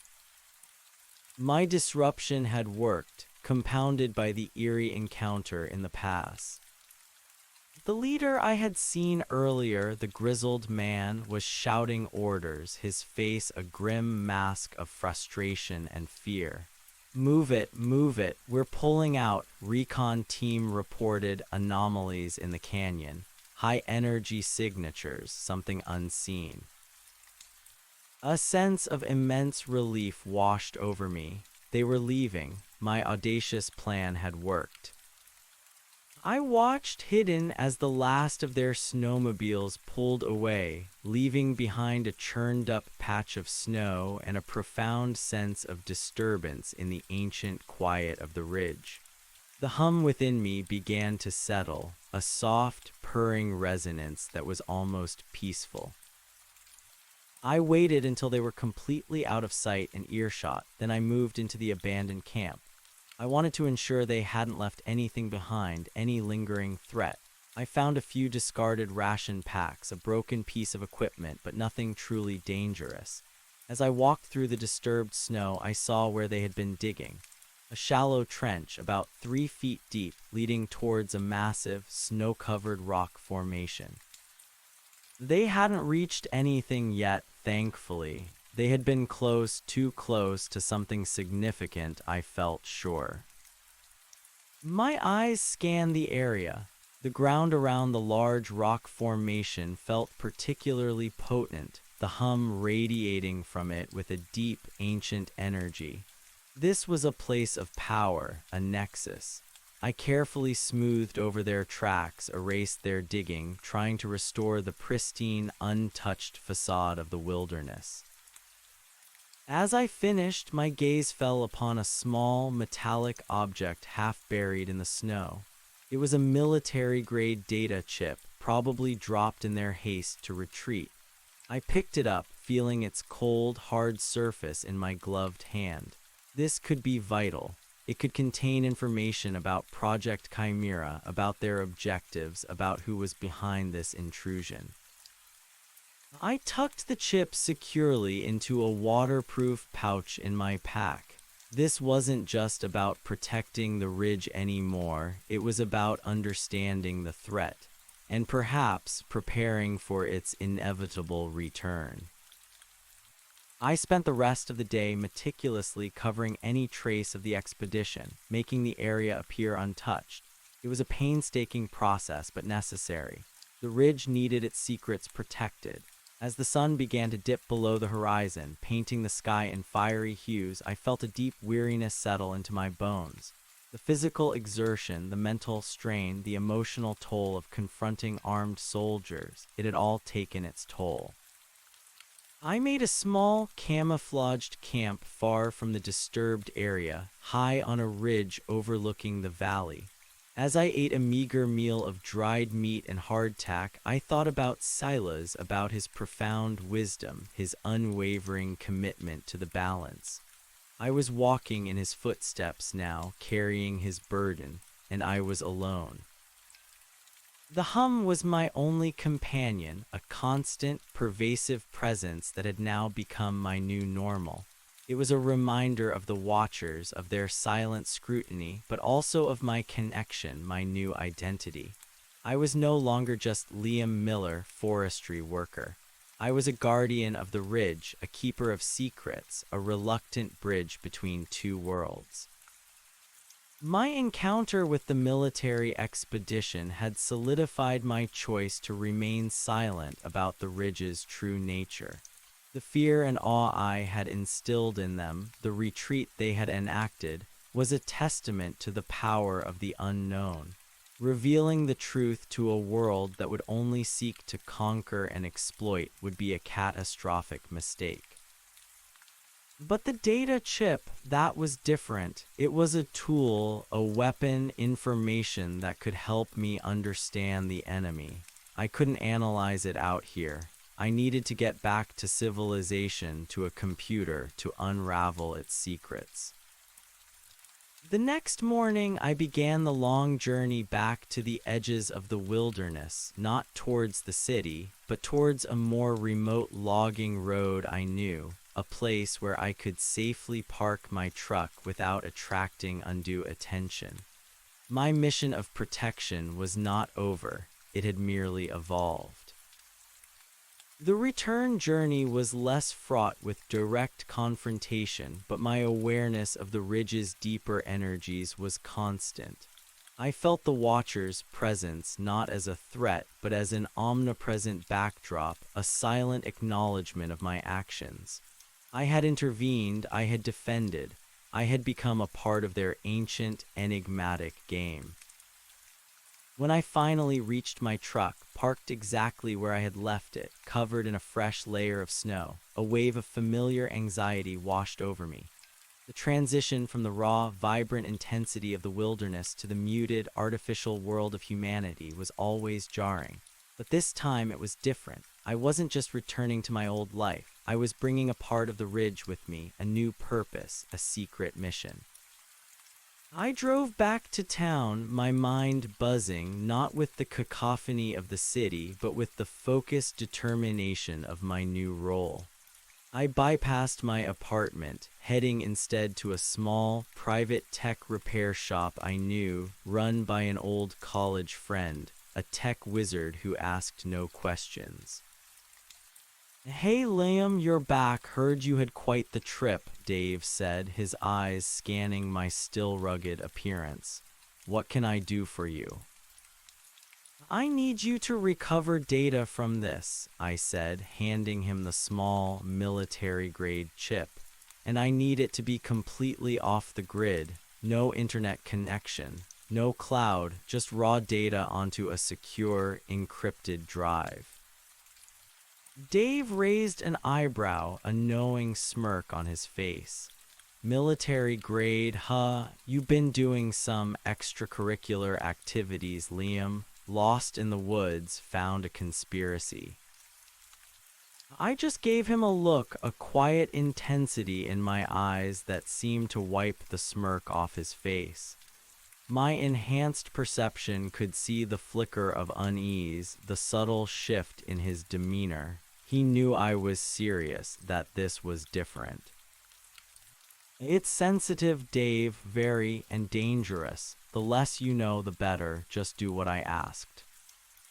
He nodded, his usual jovial nature replaced by a sober professionalism. Got it. Secure, encrypted, off the grid. Give me a day or two. I'll call you when it's ready. I thanked him, paid him in cash, and left the shop. The wait was agonizing. I returned to my apartment, the silence now feeling like a charged void waiting to be filled. I tried to distract myself, but my mind kept returning to the chip, to Project Chimera, to the threat it represented. The hum within me was constant, a quiet whisper that reminded me of my connection, of the stakes. I knew I was playing a dangerous game, delving into a world of military secrets and corporate greed, a world far more complex and insidious than the primal wilderness. 2 days later, Dave called. It's ready, Liam, and whoa, you were right, this is some heavy stuff. His voice was hushed, a tone I had never heard from him before. I drove back to the shop, my heart pounding with a mix of dread and anticipation. Dave handed me a small, encrypted external drive. It's all on there, be careful with this, man, seriously. I thanked him again, paid him generously, and headed straight back to my apartment. I locked the door, drew the blinds, and set up my old laptop, disconnected from the internet. I plugged in the drive, typed in the password Dave had given me, and opened the files. The screen filled with data, technical reports, schematics, classified documents, encrypted communications. It was a vast trove of information. I started to read, my enhanced mind absorbing the details with alarming speed. Project Chimera, a covert Black Ops initiative funded by a shadowy consortium of military contractors and private investors. Its objective, the acquisition and weaponization of anomalous energy source D7, located deep within the Black Ridge Wilderness. My blood ran cold as I read. Anomalous energy source D7 was undoubtedly the Watcher's structure, the central pillar radiating its impossible energy. The reports detailed advanced reconnaissance, satellite imagery, ground-penetrating radar scans, all confirming the existence of a non-terrestrial energy signature. They had known about the structure for years, quietly monitoring, patiently planning. The documents outlined a multi-phase extraction plan, culminating in the containment and transfer of the energy source to a secure underground facility. They spoke of bioresonance manipulation, interdimensional field generation, and unconventional propulsion systems. They weren't just after the energy, they were after the underlying physics, the impossible technology. They also detailed observations of the Watchers, their shimmering forms, their seemingly passive nature, their infrequent appearances. But they classified them as Entity A7, a potential threat to be neutralized if they interfered with the extraction. Neutralized? The word sent a surge of fury through me. They wanted to kill the Watchers, these ancient, unknowable beings that were part of the very fabric of the Ridge. It was an act of unfathomable arrogance and ignorance. There were photographs, blurry, filtered images from drones and remote cameras. The central pillar glowing faintly, the surrounding structures almost invisible against the rock. And then a series of images that made my breath catch in my throat, a Watcher shimmering faintly standing near the entrance of its structure, its impossibly long, slender digits, its profound alien presence. And then images of the mummified soldier, identified as Subject Miller, J. MIA 1963. The J instead of L, I recognized the last name, but the first initial was different. A relative, perhaps. The Watchers were indeed collecting, studying. The documents also mentioned indigenous interference, local resistance to survey teams, and a specific individual codenamed the Sentinel. My heart leaped. Silas, they knew about Silas. They knew about his family, their ancient role. They classified him as a nuisance, a protective factor to be circumvented or eliminated. Eliminated. A cold dread seeped into my bones. Silas was in danger. His agreement with the Watchers, his ancient wisdom, it meant nothing to these men. They saw him as an obstacle, a threat to their objectives. The final files detailed their latest failed expedition, the one I had just thwarted. They spoke of unexplained energy surges, psychological warfare, and visual and auditory hallucinations, clearly referring to my projection of the shimmering apple and the intensified hum. They were retreating, regrouping, but their resolve was unwavering. Operation Delta 5 initiated. Enhanced personnel and weaponry required. Eliminate local interference. This wasn't over, it was just the beginning. They would be back, stronger, more determined, with a clearer intent to eradicate any obstacles, including Silas. And now me. I had just drawn a target on my own back. I closed the laptop, my mind reeling.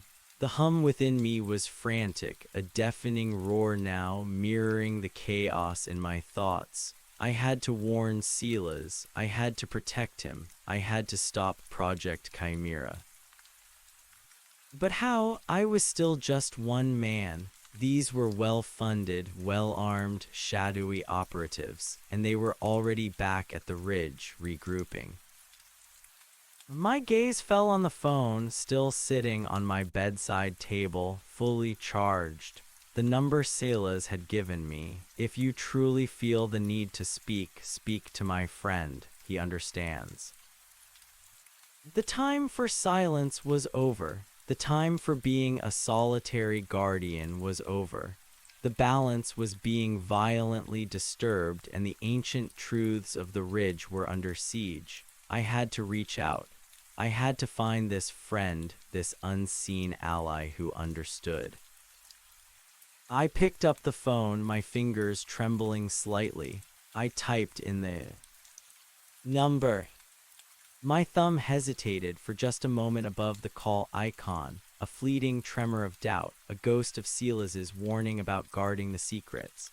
But the images from the data chip flashed through my mind: Project Chimera, neutralization, elimination. The Watchers, Silas, the ridge itself were under direct threat. The time for being a solitary, silent guardian was over. The balance was already being violently disturbed. I pressed the button. The phone rang twice, a mundane sound in the echoing silence of my apartment, then a click. Hello? The voice on the other end was calm, clear, and surprisingly youthful. Not the grizzled, ancient voice I might have expected for Silas's friend. It was a woman's voice, steady and devoid of the usual preamble. She didn't ask, "Who is this?" or "Can I help you?" She simply answered. "Hello," I replied, my voice a little hoarse, the hum within me thrumming with anticipation. "My name is Liam Miller. Silas gave me this number. He said you understand." A beat of silence on the line. I could almost feel her assessing me, a subtle energy I now recognized, even through the phone. It was like a faint echo of the Watcher's silent observation. "Liam Miller," she repeated, her voice still calm, but with a new undertone, a ripple of recognition. "The forestry worker, the one who survived the ridge." It wasn't a question, but a statement of fact. "Silas has spoken of you." Relief, sharp and unexpected, flooded through me. She knew, she truly knew. "He's in danger," I blurted out, the words rushing out. "They're coming back. A military operation. Project Chimera. They know about the Watchers, about the structure. They know about Silas. They want to neutralize him." Another silence, longer this time. I could hear a faint rustle on her end, like paper or fabric. "Neutralize," she finally said, the word heavy with unspoken meaning.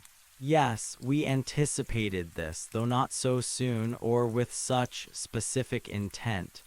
Her voice remained steady, but there was a new, cold edge to it. "Where are you, Liam?" I gave her my address, my mind racing. "Who are you? What is we?" "My name is Alara," she replied, "and we are the ones who have guarded the ridge alongside Silas's family for generations. The other side of the balance, you might say." "The other side?" I asked, confused. Silas had always spoken of his family, his burden. I hadn't realized there was a wider network. "There are always two parts to a whole, Liam," Alara said, a faint, dry amusement in her tone. "Just as there are two sides to a canyon.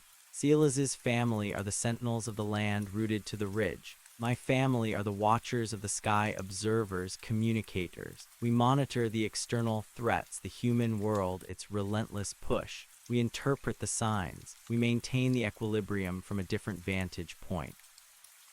My mind spun. It made a strange kind of sense.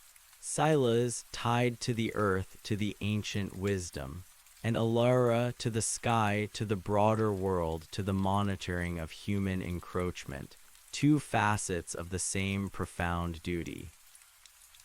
"I found a data chip," I told her, recalling the drive. "It details everything, their plans, their equipment, their objectives. Project Chimera, they're after anomalous energy source D7, the Watcher's structure. They want to weaponize it, and they've got Operation Delta 5 in motion. Enhanced personnel, enhanced weaponry. They're coming back to eliminate interference, which means Silas, and probably me now." "A data chip," Alara mused. "That changes things, provides a clarity we were still piecing together." "Good work, Liam, very good work." There was genuine approval in her voice. "Can you meet me tonight? It's too dangerous to discuss over an open line." "Yes, where?" She gave me an address not far from the city, but in a quiet, secluded residential area. "Come alone, be discreet, and bring the data chip. Oh, and Liam." "Yes." "Trust no one else, not your colleagues, not your local authorities. This organization, it has deep roots, deeper than you can imagine." "I understand," I said, a cold certainty settling in my gut. I had already learned that lesson the hard way. I hung up, the hum within me vibrating with a new intensity, a blend of unease and a strange sense of purpose. I was no longer floundering alone, burdened by an impossible secret. I had an ally, and the game had just escalated. The meeting with Alara was as tense as it was illuminating. Her house was unassuming, a modern-style cabin tucked away amidst dense pines on the outskirts of town, blending seamlessly with the surrounding environment. It was secluded, protected. As I approached, I felt the familiar, subtle shimmer in the air, a faint, energetic barrier, almost imperceptible. She had her own protections, her own connection to the invisible currents of the world. She met me at the door, her appearance as unexpected as her voice. She was younger than me, perhaps in her late 20s, with dark, intelligent eyes that seemed to hold ancient knowledge, much like Silas's. Her dark hair was pulled back in a practical braid, and she wore simple, functional clothing. She was slender, but radiated an inner strength, an aura of quiet competence. "Liam," she said, her voice soft but firm, extending a hand. Her grip was strong, her palm calloused, not unlike Sela's. "Thank you for coming." "Thank you for answering," I replied, feeling a profound sense of relief to finally be speaking to someone who truly understood. She led me inside to a cozy living room with a large stone fireplace. The walls were adorned not with paintings, but with intricate maps and charts, some of them clearly ancient, others covered in what looked like advanced satellite imagery. A complex array of monitors glowed softly in one corner, displaying various feeds, geological data, and what looked like real-time energy signatures. This was her world, a fusion of ancient wisdom and cutting-edge technology. "Show me the chip," she instructed, her gaze sharp and direct. I handed her the external drive. She plugged it into a secure, air-gapped terminal, her fingers flying across the keyboard with astonishing speed and precision. As the data streamed across the screens, her expression grew grim. "Chimera," she murmured, tracing a finger over a schematic of the Watcher's structure, labeled as D7. "They've been after this for decades. The official story is that the ridge is just a remote wilderness. The truth is, it's been a target." "Why didn't Sela's tell me about you?" I asked, watching her intently. She glanced up, a faint, enigmatic smile touching her lips. "Sela's is of the ridge. He trusts the ancient ways, the whispers of the land. He believes that the path to knowledge is a solitary one revealed through experience. He likely wanted you to forge your own connection, your own understanding. And to be frank, the fewer who know about our network, the safer we all are." She returned her gaze to the screens, her brow furrowed. "But this, Project Chimera. This is a level of organization and aggression we haven't seen before. A truly unified effort. They called Sela's the Sentinel, said he was interference to be eliminated." Her jaw tightened. "Yes, we detected increased surveillance around his known movements, but his methods of evasion are, well, legendary. However, with this new push, their resources will be formidable." She paused, then looked at me, her dark eyes piercing. "And you, Liam, by interfering with their recon team, you've now put yourself squarely on their radar. They know someone else is out there." "I figured as much," I said, a grim acknowledgement. "What do? We can't let them get to the ridge, to the Watchers." Laura leaned back, her gaze sweeping across the glowing screens, then finally settling on me. "No, we can't. The Watchers are not a source to be contained or weaponized. They are the balance, the very heart of the ridge's unique temporal and energetic properties. To disturb them is to unleash a catastrophe that would ripple far beyond this mountain range." She explained further. "My family's lineage, the Watchers of the Sky, has always maintained a hidden network of informants, analysts, and even discreet operatives within various scientific, corporate, and governmental agencies. We track anomalous reports, suppressed research, and covert projects like Chimera. We've known about the broad strokes of their interest in the ridge, but your data chip gives us the specifics. Their budget, their personnel, their next move." "So what is their next move?" "Operation Delta 5, Alara said, tapping a section of the screen. "Your intel confirms our projections. They will deploy a larger, better-equipped force, more advanced anti-personnel tech, probably some form of energy dampeners designed to negate any anomalous interference. They're expecting what you did out there, Liam. They're coming prepared." "How many?" I asked, my blood running cold.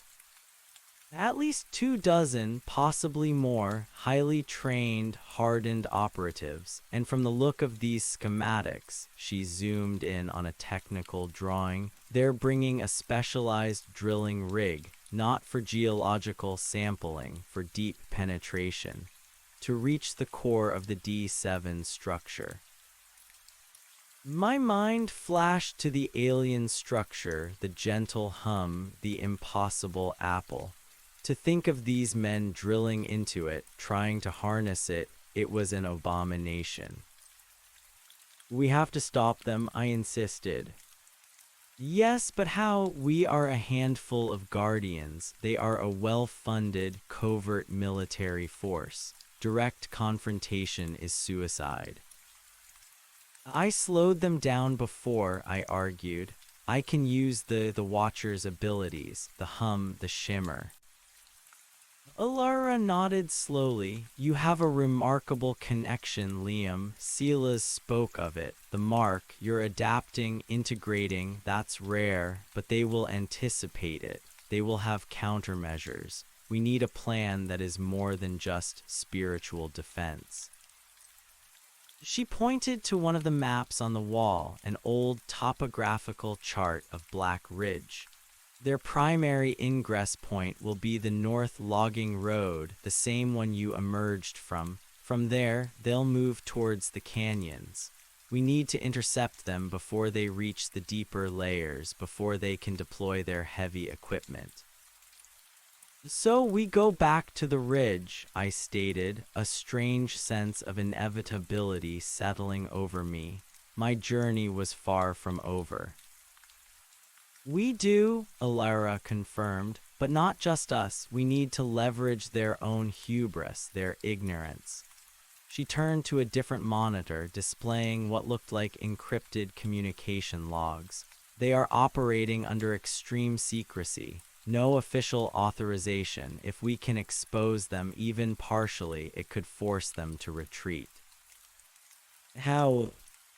My network has planted a few seeds, whispers of unusual seismic activity and unexplained energy readings in the ridge, directed towards a few trustworthy, albeit low-level, contacts within legitimate government agencies. Nothing direct, nothing that reveals the Watchers. Just enough to pique interest, to potentially trigger an official external investigation. But they're black ops. They won't care about a local investigation. Exactly, Alara agreed. But if their operation creates enough undeniable visible environmental disturbance, a massive tremor, a localized weather anomaly, something that official channels can't ignore, it forces the hand of those we've been whispering to. A public outcry, scientific interest, perhaps even a National Guard deployment. That's the kind of attention Project Chimera cannot afford. Their entire operation relies on absolute secrecy. So we provoke a visible incident, I deduced. Make them regret coming here. Precisely, Alara confirmed. They want to penetrate the Watcher's structure, we let them. But we ensure that the moment they breach the core, the ensuing energy release is so undeniable, so scientifically inexplicable, that it cannot be covered up. It will draw the world's unwanted attention to them, not to the Watchers. A chilling thought, and what happens to the Watcher's structure or the Watchers themselves if they're breached? Alara's gaze hardened. The Watchers are ancient, Liam, far beyond human comprehension or destruction. A breach might destabilize the local energy field temporarily, causing some unexpected effects, but they will simply adapt, perhaps even relocate. The real damage is to the delicate balance of the ridge and the potential exposure of their existence. Our goal is to prevent that exposure, to preserve their privacy, and to ensure Project Chimera cannot exploit their power. She continued, our primary objective is to make their operation politically and logistically untenable.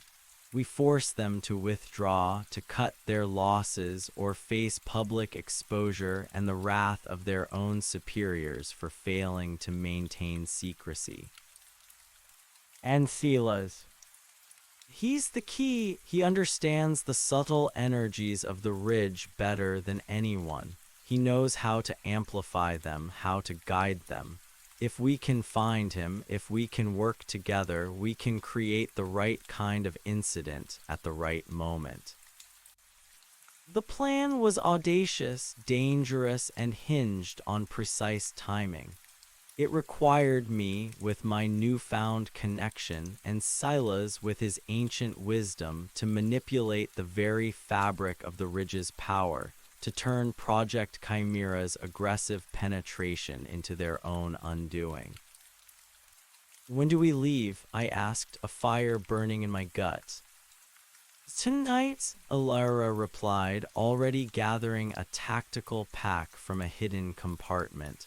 "They've already been delayed by your actions. They'll be moving with haste. We need to be there before they dig too deep." She explained the logistics. She had a specialized snowmobile designed for stealth and extreme terrain tucked away in a remote shed. We would travel light, fast, and deep.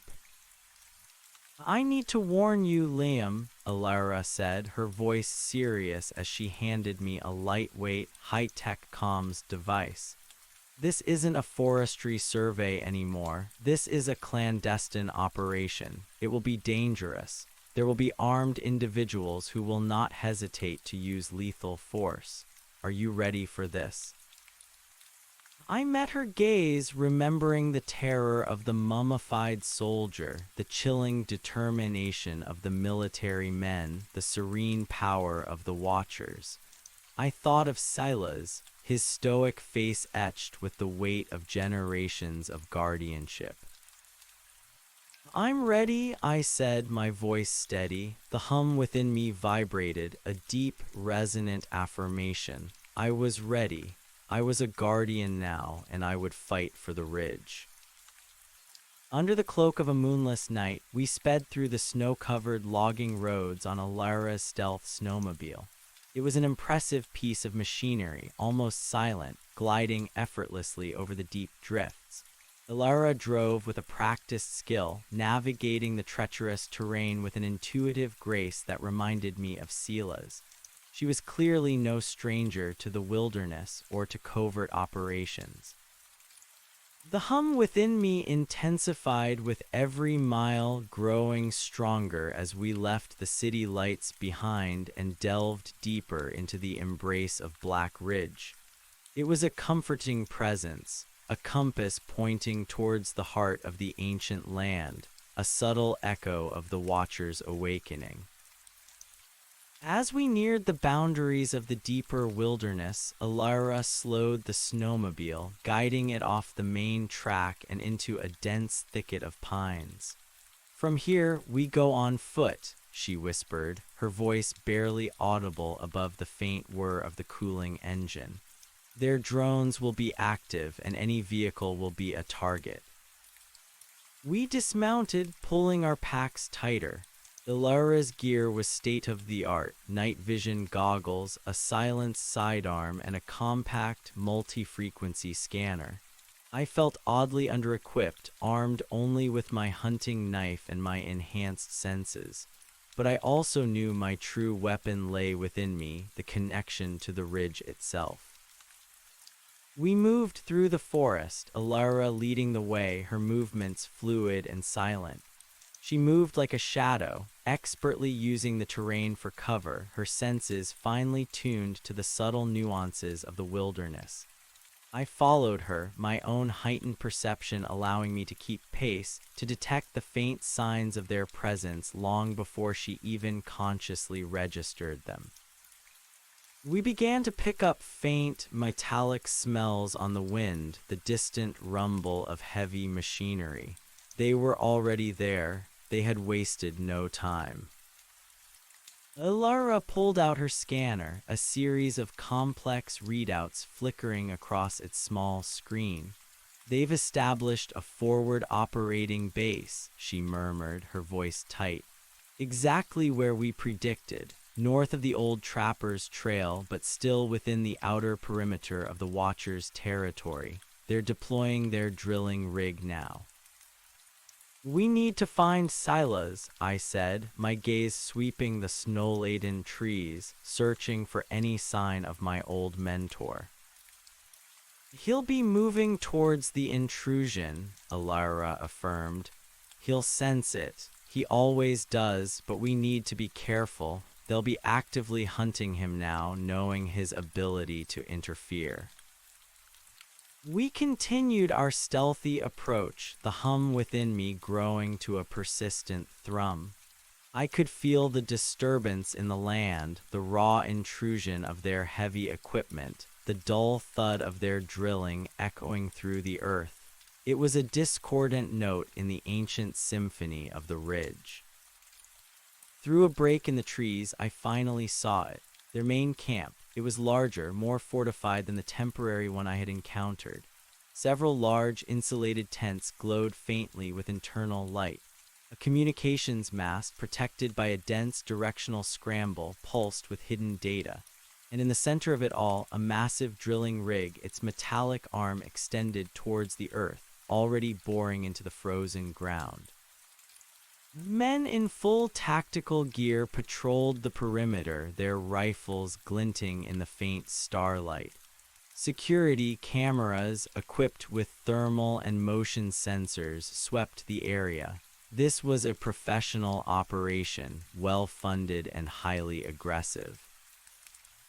Allura brought us to a stop behind a thick cluster of firs, observing the camp through her night vision goggles. "They're moving fast," she whispered. "Too fast. They've likely detected Silas's presence already. He's probably trying to draw them away to distract them." My blood ran cold. Silas alone against this force. "We need to go to him," I urged. "No," Allura countered, her voice firm. "We stick to the plan. He's trying to buy us time. We have to use that time to our advantage. If we rush in blindly, we compromise everything. They will expect us to interfere at the drill site. We need to create the incident where it will do the most good, and that means working with the Watcher's core." She pointed to a section of a holographic map on her comms device, a glowing overlay of the Watcher's structure. "The central pillar, the one you saw, it's located deep beneath that ridge. Their drilling rig is targeting the outer layer of its energy field." "What's the plan then?" I asked, my gaze fixed on the drilling rig, its ominous presence a scar on the ancient landscape. "We need to get closer to the drilling site, to the point of impact. We need to assess their progress. And then, at the precise moment they breach the outer energy field, we help them amplify the disturbance. We turn their breakthrough into a global alarm." The danger was immense. Getting close to an armed military camp, especially one with a drilling operation underway, was a fool's errand. But the alternative, letting them proceed unchallenged, was unthinkable. "How do we reach the drill site unnoticed?" I asked, my mind already calculating the risks. Allura smiled faintly, a predatory glint in her eyes. "This is where my family's unique insights come into play. We've been tracking their movements for a while. We know their blind spots, their patrol patterns, the limits of their sensors, and we have some tools." She produced a small, disc-shaped device from her pack, about the size of my palm. It was sleek, black, and pulsed with a faint, internal blue light. "This is a localized biosignature scrambler. It distorts thermal and biological signatures within a small radius. It won't make us invisible to the naked eye, but it will blind their drones and most of their active sensors to our presence." We activated the scrambler, feeling a strange, tingling sensation as its field enveloped us. It was like a subtle shimmer in the air, a localized distortion of reality.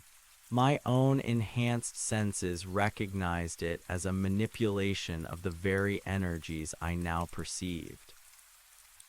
Moving under the protection of the scrambler, we began to infiltrate the perimeter. It was painstaking work, slow and methodical.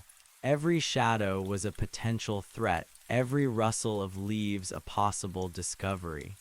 My enhanced hearing picked up the faint clicks of distant rifle safeties, the hushed whispers of patrolling guards. We bypassed tripwires, avoided pressure plates, and slipped past thermal cameras, the scrambler a silent, invisible shield. Ilara led the way, her movements precise, her intuition guiding her through the intricate web of their defenses. I followed, my own awareness of the ambient energy helping me anticipate movements, to feel the almost imperceptible shifts in the air. As we got closer to the drilling rig, the hum within me grew stronger, a deep, resonant pulse that mirrored the rhythm of the drill boring into the earth. I could feel the vibrations, the subtle disturbance of the Watcher's ancient domain. It was like a wound being inflicted upon a living entity.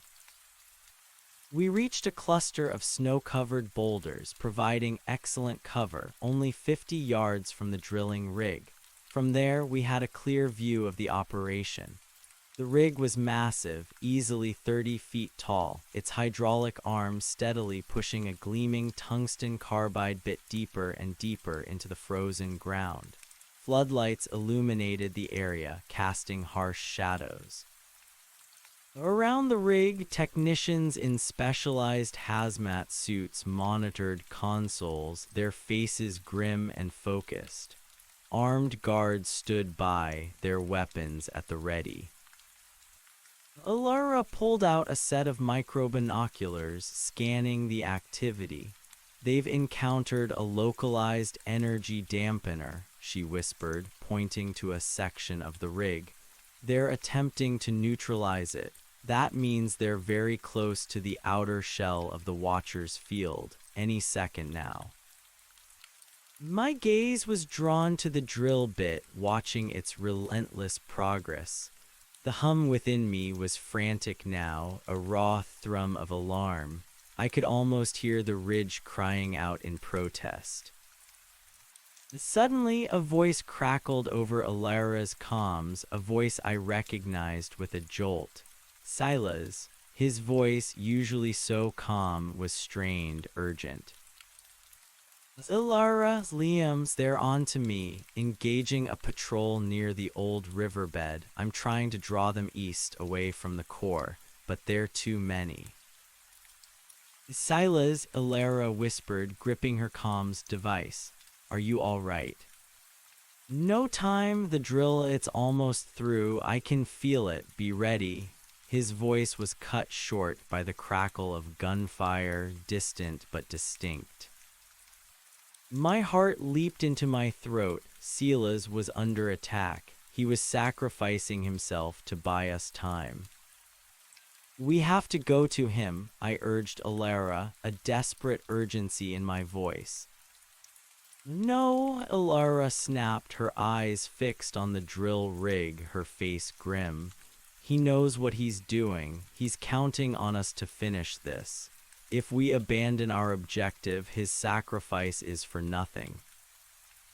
I felt a sickening surge of helplessness, a profound conflict between my instinct to help Silas and the crushing weight of our mission.